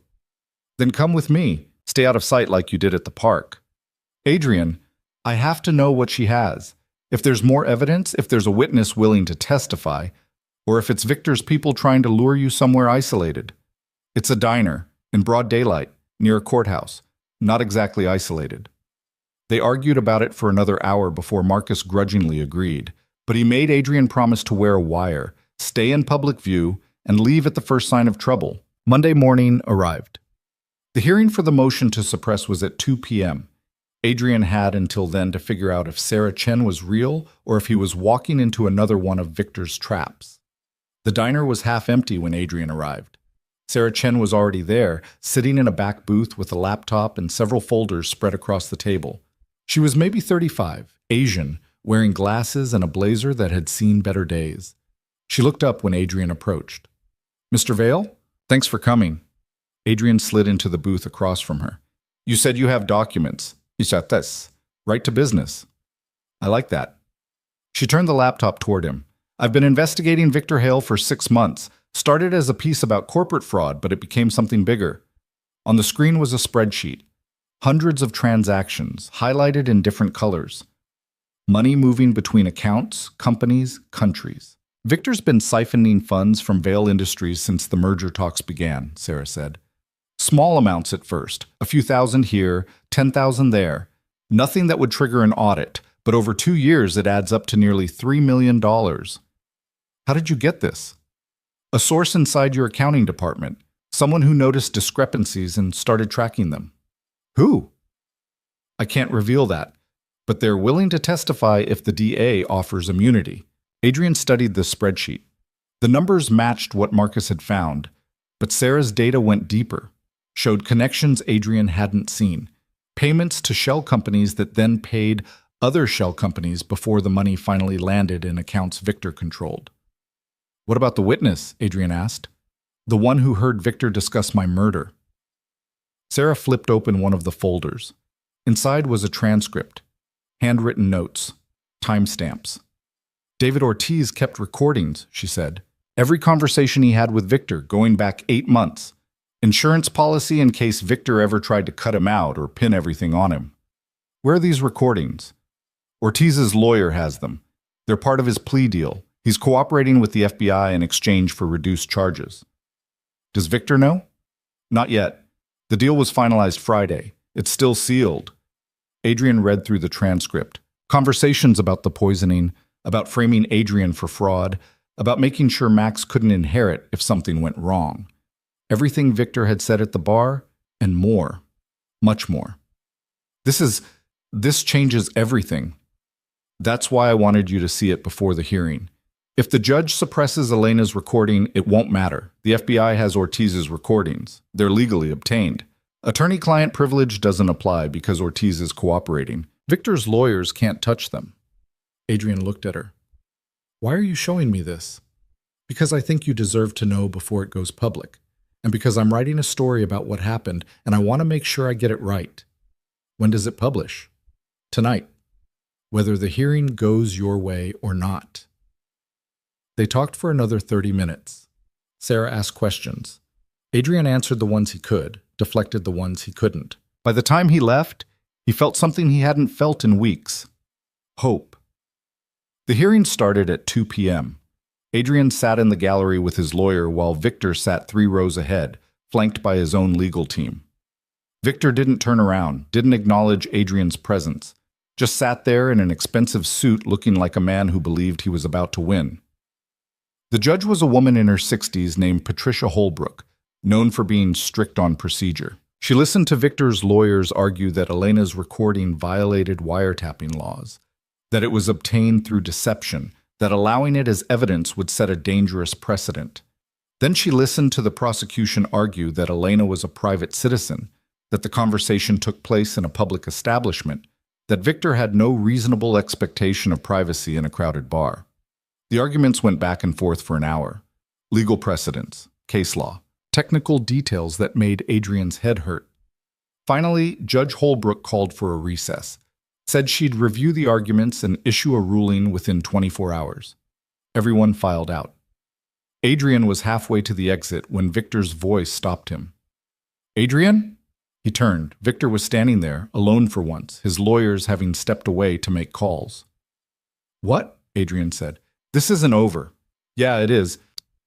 You think a recording changes anything? You think some journalist's story is going to destroy me?" Victor smiled. "I've been in this game longer than you. I know how it works. Worst case, I do a few years in minimum security. Best case, I walk. Either way, I survive. Not this time. We'll see." Victor stepped closer, lowered his voice. "But here's what you don't understand. Even if I go to prison, even if you get your company back, your reputation's toast. Clients don't forget. Investors don't forget. You'll spend the rest of your life explaining why you almost got killed by your own partner. That kind of stain doesn't wash off. At least I'll be alive to try. Will you? Because accidents happen, Adrian, even to careful people. Is that a threat? It's a fact. You've made powerful enemies. Ortiz wasn't the only person I worked with, and some of them don't care if I'm in prison or not." Adrian felt Marcus's presence behind him before he saw him. Marcus put a hand on Adrian's shoulder. "Time to go," Marcus said. They left Victor standing there, outside the courthouse. Adrian's hands were shaking again. "He's trying to scare you," Marcus said. "It's working." "Don't let it. He's desperate. People say stupid things when they're desperate." That night, Sarah Chen's story went live. Adrian read it on his laptop while sitting in his empty house, whiskey in hand. She'd done good work, thorough, detailed. She'd connected dots Adrian had missed, interviewed people he'd never thought to contact, and she'd laid out Victor's entire scheme in clear, damning prose. The headline read, "Betrayal at the Top: How a Silicon Valley Partnership Turned Deadly." By morning, it had been shared 10,000 times. News networks were running segments. Other journalists were following up. Victor's name was everywhere, and none of it was good. Adrian's phone rang at 7 a.m. Jim, his lawyer. Judge Holbrook issued her ruling early. The recording stands. She denied the motion to suppress. Adrian closed his eyes. "Thank you. There's more." The DA just announced they're adding charges: embezzlement, racketeering, conspiracy. They're using Ortiz's recordings and the documents from Sarah Chen's story. Victor's arraignment is this afternoon. Will he make bail again? Unlikely. The DA's arguing he's a flight risk, and with everything that's come out, I don't see the judge disagreeing. After they hung up, Adrian sat on his couch and let himself breathe. Really breathe. For the first time in 2 weeks, he felt like the walls weren't closing in. His phone buzzed. Text from Elena. "I saw the news. We did it." Adrian typed back, "You did it. Thank you." Her response came quickly. "I took the job in Boston, leaving Friday. But I wanted to say goodbye first. Can we meet?" They met at the same coffee shop Wednesday afternoon. Elena looked better. Not happy exactly, but lighter. Like she'd put down something heavy she'd been carrying too long. "Boston's supposed to be nice," Adrian said. "Yeah, better than here anyway." "You'll keep in touch?" "If you want me to." "I do." She smiled. "How's Max?" "Good. Asking questions I don't know how to answer, but good. You should tell him the truth when he's older, about what happened." "Maybe." "Not maybe. Definitely. He deserves to know his father fought for him." Adrian looked at her. This woman who'd saved his life twice, who'd risked everything for someone she barely knew, who was now leaving to start over somewhere new. I never asked you what you're going to do with the money, Elena said. What money? The money I assume you're going to give me for helping. The reward, compensation, whatever you want to call it. Adrian pulled an envelope from his jacket pocket, handed it to her. Inside was a check for $200,000. Elena stared at it. This is too much. It's not enough. You saved my life, my son's future. There's no amount of money that covers that. I can't. Yes, you can. Take it. Start your life in Boston. Get a place that doesn't have cockroaches. Take some time off. Figure out what you want to do instead of waiting tables. She folded the check carefully, put it in her purse. Thank you. Thank you. They sat in silence for a while. Then Elena stood. I should go. Still have to pack. Adrian stood too, hugged her. She hugged him back, tight and brief, then pulled away and walked toward the door. She stopped halfway. Adrian? Yeah? Be careful. Victor's not the only dangerous person in this story. I know. I'm serious. People like him, they have friends, connections. Just watch your back. Then she was gone. Adrian drove to Sarah's house and picked up Max. His son ran out the door the moment the car pulled up, backpack bouncing. Dad, can we get pizza? Sure, buddy. And can we watch the game? Yeah, we can watch the game. Max climbed into the back seat, chattering about soccer practice and a new friend at school and something that happened at recess. Adrian listened, really listened, and felt the tightness in his chest finally start to ease. At home, they ordered pizza, watched the game. Max fell asleep on his couch during the third quarter, and Adrian carried him upstairs, tucked him in, and stood in the doorway watching him sleep. His phone buzzed. Text from Marcus. Victor's arraignment just finished. No bail. He's being held until trial. Adrian typed back, good. Another text. It's over. You can breathe now. But Adrian wasn't sure it was over. Victor's words kept echoing in his head. Some of them don't care if I'm in prison or not. Thursday morning, Adrian returned to the office for the first time in a week. The building felt different. People stared as he walked through the lobby, whispered behind his back, but they also nodded, said good morning. A few even clapped as he passed. Diane was waiting at his office with coffee and a stack of messages. Welcome back, she said. Good to be back. The board wants a meeting. Investors are calling, and there are about 50 journalists who want interviews. Tell the board I'll meet with them tomorrow.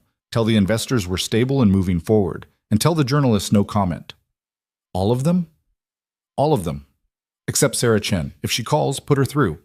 He spent the day rebuilding, called clients personally, reassured them, made promises he intended to keep. By evening, he'd salvaged 3 contracts that had been on the verge of cancellation and scheduled meetings with 2 new investors who saw opportunity in the chaos. Progress. Slow, but real. Friday afternoon, his lawyer called again. We found Reed, Jim said. Where? Mexico. Living under an assumed name in a small town on the coast. The FBI is bringing him back to testify. Will he cooperate? He doesn't have much choice. They found the evidence he mentioned, hidden in a storage unit in Jersey. Documents, recordings, everything. It's all admissible. When's the trial? 3 months? Maybe 4? Victor's lawyers are going to drag this out as long as they can. 3 months. Adrian could survive 3 months. That night, he took Max to their favorite diner, the one they hadn't been to in weeks. Max ordered pancakes for dinner, and Adrian didn't stop him. They sat in the booth by the window, the same booth they always sat in, and for the first time in a long time, things felt almost normal. Dad? Max said through a mouthful of pancakes. Yeah? Are things going to be okay now? Adrian looked at his son, 6 years old, too young to understand betrayal and murder and corporate conspiracy, but old enough to know when his father was scared. Yeah, buddy, Adrian said. Things are going to be okay. And for the first time, he almost believed it. The calm lasted exactly 11 days. Adrian had started to believe in normal again. Mornings with Max, afternoons at the office rebuilding client relationships, evenings without checking the locks 3 times or looking over his shoulder in parking garages. He'd even managed a full night's sleep without waking up at 3 a.m. convinced someone was breaking in.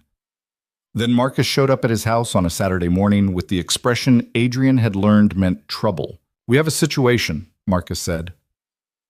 Max was upstairs playing video games. Adrian led Marcus to the kitchen and closed the door. What kind of situation? Thomas Reed's dead. The words landed like a punch. Adrian grabbed the counter to steady himself. How? Car accident. Wednesday night in Tijuana. Drove off a cliff on a coastal highway. Mexican police ruled it an accident, said he was drunk, lost control. You believe that? No, neither does the FBI. They were supposed to pick him up Thursday morning, bring him back for a deposition. Instead, they found his car at the bottom of a ravine. Adrian's mind raced. Reed had been the linchpin. His testimony would have connected every piece of Victor's plan, filled in gaps the recordings couldn't cover. Without him, we still have the evidence he left, Adrian said. The storage unit, the documents. Yeah, but documents don't testify. Documents don't tell a jury about conversations they witnessed. Victor's lawyers are going to tear those documents apart, claim they're fabricated, claim Reed could have made them up for any number of reasons. What about Ortiz? He's cooperating. Ortiz is cooperating to save his own skin. His credibility's shot. Good lawyer puts him on the stand, jury's going to see a career criminal trying to cut a deal. Reed was different. Reed was a civilian who got in over his head and wanted to make it right. Adrian sat down, felt that familiar tightness returning to his chest. Victor did this. Probably, but proving it's going to be impossible. He's been locked up for 2 weeks. No visitors except his lawyers, no phone calls except to his legal team, no way to order a hit from inside. His lawyers, then. Or someone he set up before he was arrested. A contingency plan. Maybe, but again, proving it, I know. Impossible. Adrian ran his hands through his hair. What does the DA say? They're still moving forward with the trial. They think they have enough without Reed. The recordings, the financial documents, Elena's testimony, the wire recording from the bar. It's not as strong as it was, but it's still solid. But not guaranteed. Nothing's ever guaranteed. After Marcus left, Adrian sat in the kitchen for a long time. Stared at the coffee he'd poured but couldn't drink. Thought about Reed. A man who'd made terrible choices, tried to make them right, and died for it. Thought about Elena, safe in Boston, starting over. Thought about Victor, sitting in a cell somewhere, probably smiling because his insurance policy had just paid out. His phone rang. Sarah Chen. You heard about Reed, she said. Yeah. I'm working on a follow-up story, trying to prove it wasn't an accident. You have anything I can use? Like what? Anything that suggests Victor had help on the outside. Phone records, visitor logs, evidence of a prearranged plan. If I had that, I'd give it to the FBI. Sometimes journalists can go places the FBI can't, and sometimes journalists end up dead in Mexico. Silence on the line. Then, is that what you think happened? Someone killed Reed to shut him up? I think Reed knew too much, and I think Victor's very good at making problems disappear. On the record or off? Off. Everything's off. I'm done talking to reporters. Fair enough, but if you change your mind, I won't. He hung up. Immediately regretted it. Sarah had helped him. She'd published the story that turned public opinion, that gave the DA ammunition to pile on charges. But Adrian was tired. Tired of looking over his shoulder. Tired of wondering who he could trust. The next 3 months crawled by. The trial date was set, postponed, set again. Victor's lawyers filed motion after motion, challenged evidence, demanded change of venue, argued jury bias. Every week brought a new delay, a new complication. Adrian kept the company running. Barely. 2 major clients pulled their contracts despite his reassurances. 3 investors backed out of the Singapore expansion. The board held a vote of no confidence that Adrian survived by exactly 2 votes. His reputation was intact enough to keep him in charge, but damaged enough that every decision was questioned. Max started having nightmares. Waking up at 2 a.m. convinced someone was in the house. Adrian would sit with him until he fell back asleep, then lie awake himself, listening to every creak and settling sound, hand on his phone, ready to call Marcus. Elena texted once a month. Brief updates. The job in Boston was good. She'd found an apartment, made friends, started taking night classes. She never asked about the trial, and Adrian never volunteered information. They both understood that part of her life was over. Then, In late June, jury selection began. Adrian sat in the courtroom every day, watched 12 people get chosen to decide whether Victor Hale would spend the rest of his life in prison. 7 women, 5 men. Ages ranging from 24 to 68. A teacher, 2 retirees, a software engineer, a nurse, a bartender, a graduate student, and 5 others whose professions Adrian immediately forgot. They looked normal, tired, bored, like people pulled away from their lives to judge someone else's. Victor sat at the defense table looking thinner than Adrian remembered. Prison food, probably. Or stress. His expensive suits didn't fit quite right anymore. But his eyes were the same, sharp, calculating. He caught Adrian's gaze once across the courtroom and smiled. The trial started on a Monday. The prosecution laid out their case methodically. The poisoning attempt, the financial fraud, the conspiracy to commit murder. They called witnesses, showed recordings, presented documents. Elena testified on day 3. She looked terrified walking to the stand, but her voice stayed steady as she recounted seeing Reed drop something into Adrian's wine glass, making the decision to switch the glasses, warning Adrian the next day. Victor's lawyer cross-examined her for 2 hours, suggested she'd imagined it, suggested she'd switched the glasses for some other reason, suggested she'd fabricated the entire story for attention or money.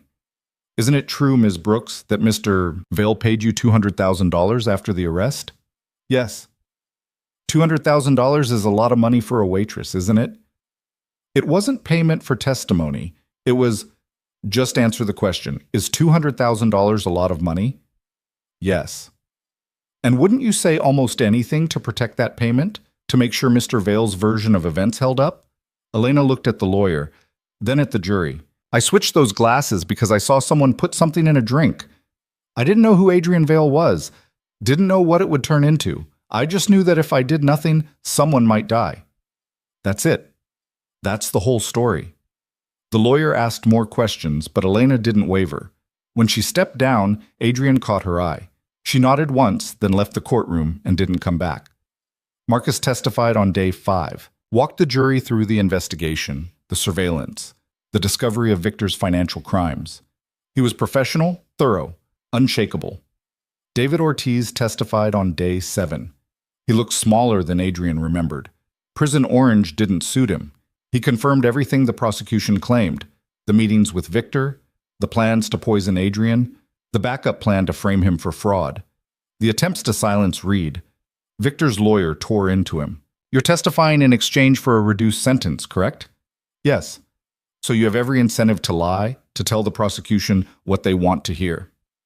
I'm telling the truth. Are you?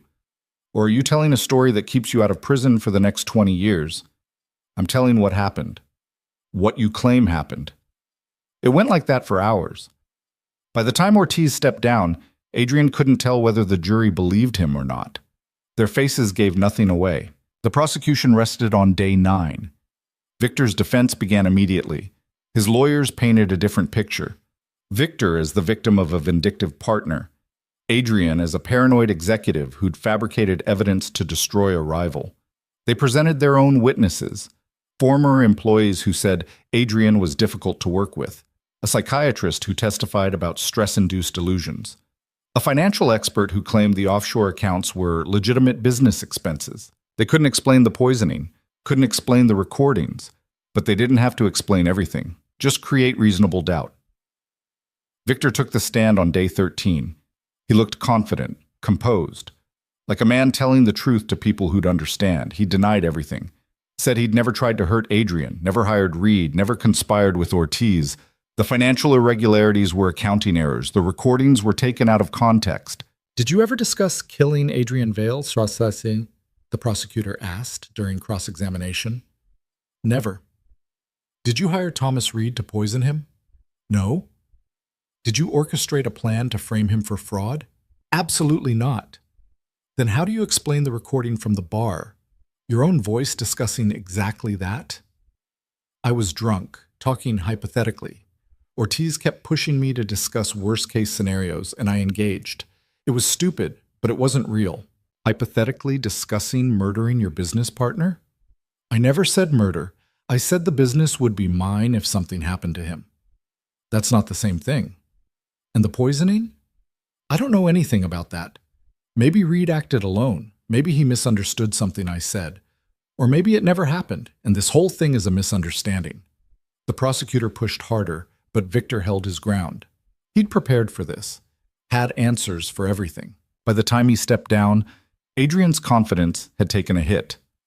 Closing arguments came on day 15. The prosecution went first, walking the jury through the evidence one final time. They emphasized the recordings, the testimony, the pattern of behavior. They asked the jury to use common sense, to see the conspiracy for what it was. The defense countered, argued the prosecution's case was circumstantial, built on the word of criminals and people with financial incentives to lie.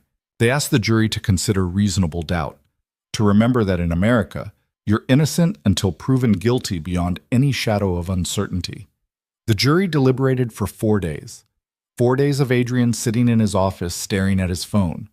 4 days of Max asking why Dad seemed distracted. 4 days of Marcus texting updates that said nothing had changed. On the afternoon of the 4th day, the call came. Verdict. Adrian was back in the courtroom within an hour. The gallery was packed. Journalists, spectators, people who'd followed the trial like it was entertainment. Victor sat at the defense table looking calm. Too calm. The jury filed in. None of them looked at Victor. Adrian had read somewhere that was a good sign, but he didn't trust signs anymore. The judge asked if they'd reached a verdict. "We have, Your Honor." "On the charge of attempted murder in the first degree, how do you find?" "We find the defendant guilty." The courtroom erupted. The judge called for order. Adrian couldn't breathe. "On the charge of conspiracy to commit murder, how do you find?" "Guilty." "On the charge of fraud, how do you find?" "Guilty." "On the charge of embezzlement, how do you find?" "Guilty." It went on. 14 charges, 14 guilty verdicts. By the time the foreman finished reading, Victor's calm had cracked. He sat frozen, staring at the table, while his lawyers whispered frantically beside him. The judge set sentencing for 6 weeks out, thanked the jury, adjourned. Adrian walked out of the courthouse into camera flashes and shouted questions. He ignored them all, got in his car, and drove home. Sat in the driveway for 10 minutes before he could make himself go inside. Max was waiting in the living room. "Did you win?" Max asked. "Yeah, buddy, we won." "Does that mean the bad man goes to jail?" "Yeah? Forever?" "For a very long time." Max hugged him. Adrian held his son and let himself feel relief for the first time in months. It wasn't over yet. Sentencing still loomed. Appeals would follow, but the worst had passed. That night, after Max went to bed, Adrian sat on his back porch with a beer and called Elena. "I heard," she said. "It's all over the news. Guilty on all counts.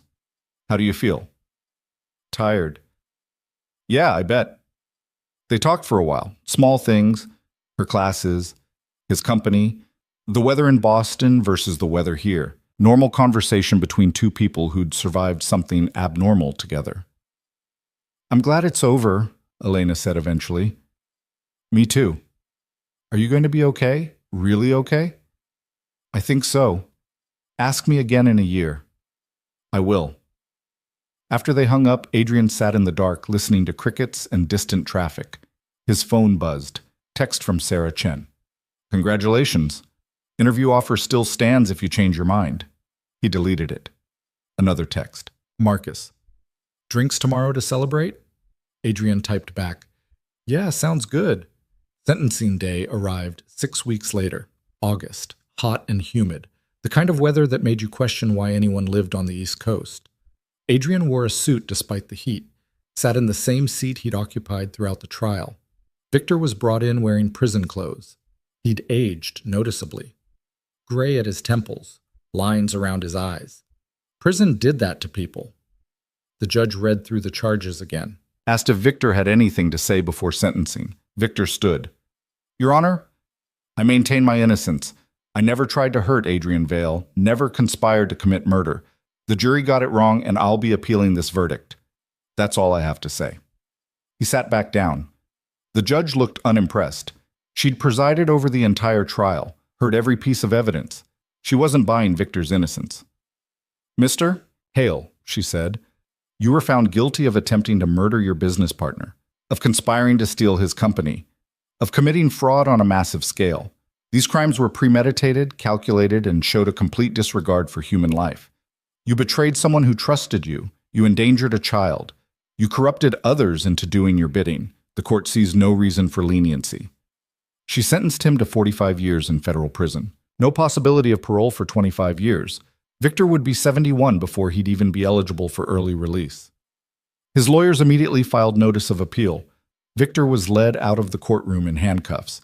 He didn't look at Adrian, didn't look at anyone, just walked out like a man who'd already left this world behind. Adrian stayed until the courtroom emptied. Then he walked out into sunshine that felt brighter than it had in months. Marcus was waiting by his car. 45 years, Marcus said. Yeah. That's effectively life. Yeah. How do you feel? Adrian thought about it. Like I can finally breathe. They got drinks that night. Not at Billionaire. Adrian would never set foot in that restaurant again. But at a dive bar, Marcus knew where nobody recognized them and the beer was cheap.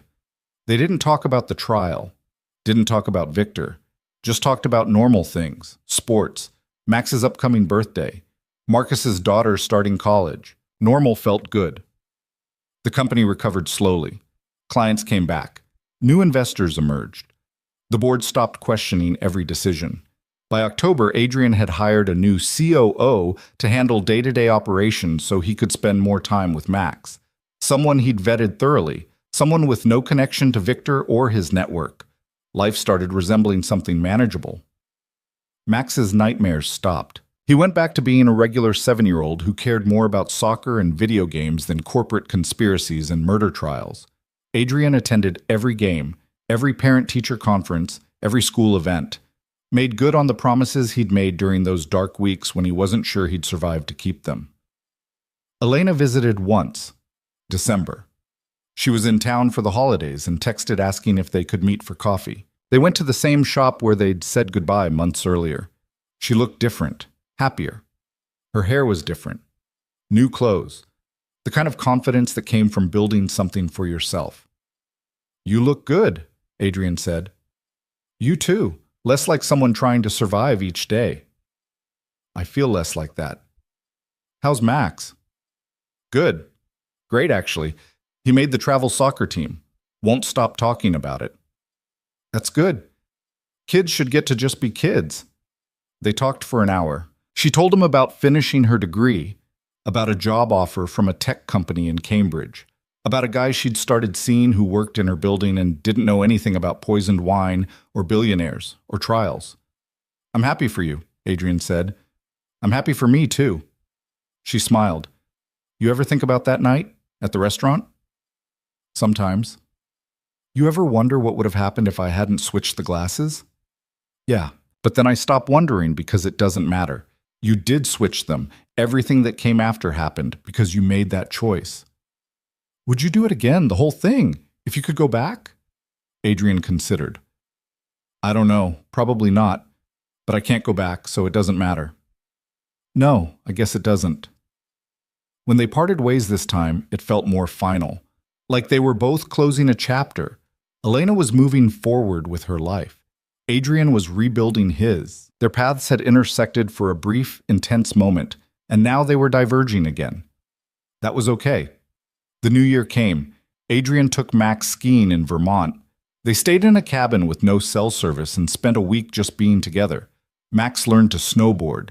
Adrian remembered how to relax. They built snowmen and drank hot chocolate and talked about nothing important. On the last night, sitting by the fireplace while Max slept upstairs, Adrian thought about the past year, about how close he'd come to losing everything, about the people who'd saved him, Elena, Marcus, Sarah, even Reed in his own complicated way. He thought about Victor, sitting in a cell somewhere, probably still convinced he'd done nothing wrong. He thought about Max sleeping peacefully upstairs, safe because his father had fought for him. And he thought about the future, about rebuilding the company into something better, about being present for his son, about learning to trust again, carefully, slowly, but learning nonetheless. His phone buzzed. Text from Marcus. Appeal denied. It's officially over. Adrian stared at the message.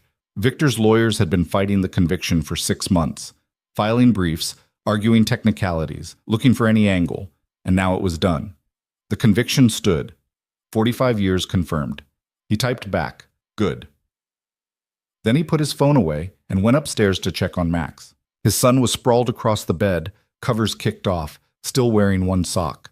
Adrian pulled the blanket back over him and stood there watching him sleep. This was what mattered, not the company, not the money, not revenge or justice or any of the things he'd been fighting for, just this kid, this small person who trusted him completely and deserved a father who could be present, who could be safe, who could be there. Adrian had almost lost that, had come within one switched wine glass of Max growing up without him, but he hadn't lost it, and now he had a second chance to get it right.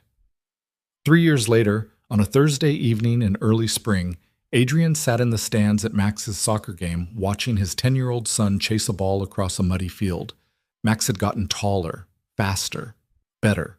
He scored 2 goals and spent the rest of the game grinning like he'd won the World Cup.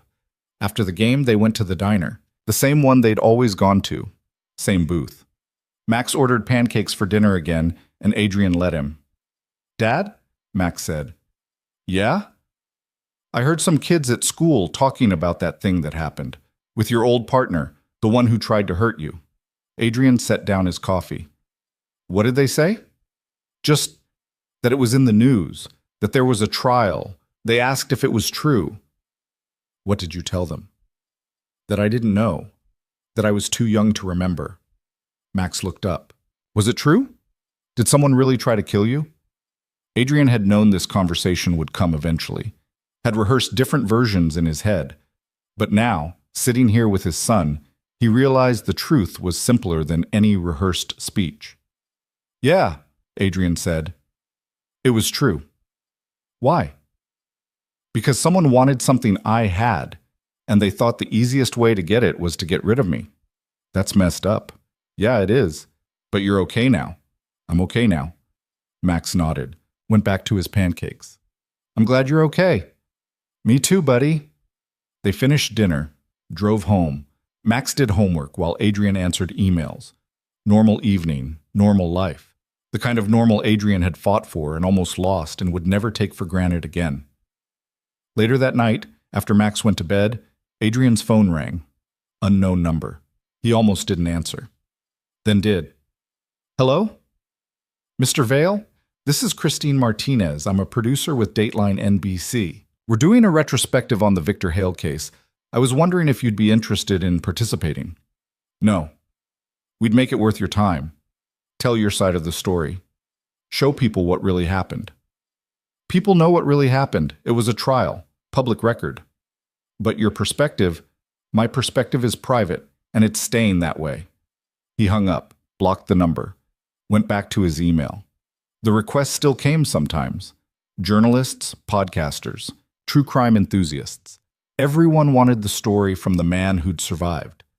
Adrian always said no. The story belonged to him and the people who'd lived through it, not to strangers looking for entertainment. 5 years after the trial, Vale Industries had fully recovered. Adrian had taken the company in a new direction. Less aggressive growth, more sustainable practices. Better oversight. He'd learned from what happened with Victor, had built safeguards to prevent it from happening again. He'd also stepped back from day-to-day operations, promoted someone from within to CEO, someone younger, hungrier, but vetted so thoroughly that Adrian knew her entire life story. He stayed on as chairman, but spent most of his time with Max, coaching soccer, attending school plays, teaching him to drive when he turned 15, being present for the small moments that made up a life. Max asked about Victor sometimes, usually after seeing something on TV or hearing kids talk at school. Adrian answered honestly, but without unnecessary details. Yes, someone had tried to hurt him. Yes, they'd gone to prison. Yes, it had been scary. No, Max didn't need to worry about it happening again. Elena got married, sent Adrian an invitation. He couldn't make the wedding. It was in Boston. On a weekend, he'd promised Max they'd go camping, but he sent a gift and a note wishing her well.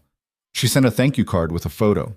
She looked radiant, happy, settled into a life that had nothing to do with poisoned wine, or corporate conspiracy. Sarah Chen won a Pulitzer for investigative journalism. Her series on corporate crime, which had started with Victor's case, had expanded into a year-long investigation that exposed corruption across multiple industries. Adrian sent her a congratulatory email. She responded with thanks and a promise to never ask for another interview. Marcus retired at 60, moved to Florida, sent photos of himself fishing. Adrian missed having him around but was happy he'd found peace. Victor remained in prison. Appeals exhausted. Sentence standing. Adrian never visited, never wrote, never gave him another thought except when Max asked questions. On the 10th anniversary of the poisoning attempt, Adrian took Max, now 16, to Luminaire. The restaurant had changed ownership twice since that night. New management, new chef. But the building was the same. They sat at a different table, different floor. But Adrian could see the corner booth where it had happened, where Elena had stood with a trembling hand in a choice that saved his life. "Why are we here?" Max asked, studying the menu.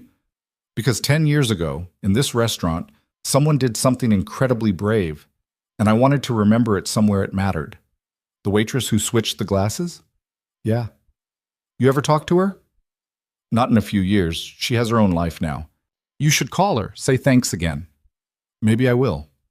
They ordered dinner, ate in the kind of comfortable silence that came from knowing someone your whole life. Adrian looked at his son, nearly grown now, tall and confident and smart, and felt overwhelming gratitude. For Elena's choice, for Marcus's help, for the legal system working the way it was supposed to, for pure luck that had put the right person in the right place at the right time. Life was fragile. Adrian had learned that the hard way. You could build empires and make millions and think you were untouchable, but all it took was one person with bad intentions and access to a wine glass. What saved you wasn't money or power. It was other people. People who saw something wrong and chose to act. People who risked their own safety to protect yours. People who stood beside you when everything fell apart. After dinner, Adrian drove Max home. Helped him with calculus homework even though his own math skills were rusty. Watched him head upstairs to bed. Then Adrian went to his office, pulled up his contacts, found Elena's number, stared at it for a long moment. He typed out a message. 10 years ago today, you saved my life. I just wanted to say thank you again. Hope you're well. Adrian. He hit send before he could overthink it.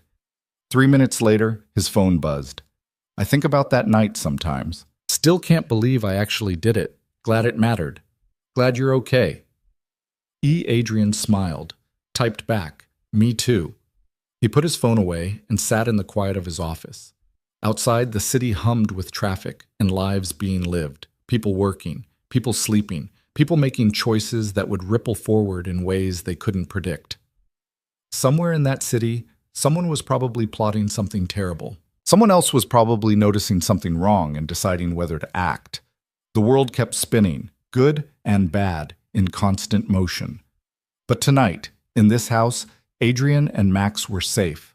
The nightmare that had started at Luminaire had ended. Victor was in prison. The company had survived. And Max was growing into someone kind and thoughtful and brave. That was enough. More than enough. It was everything.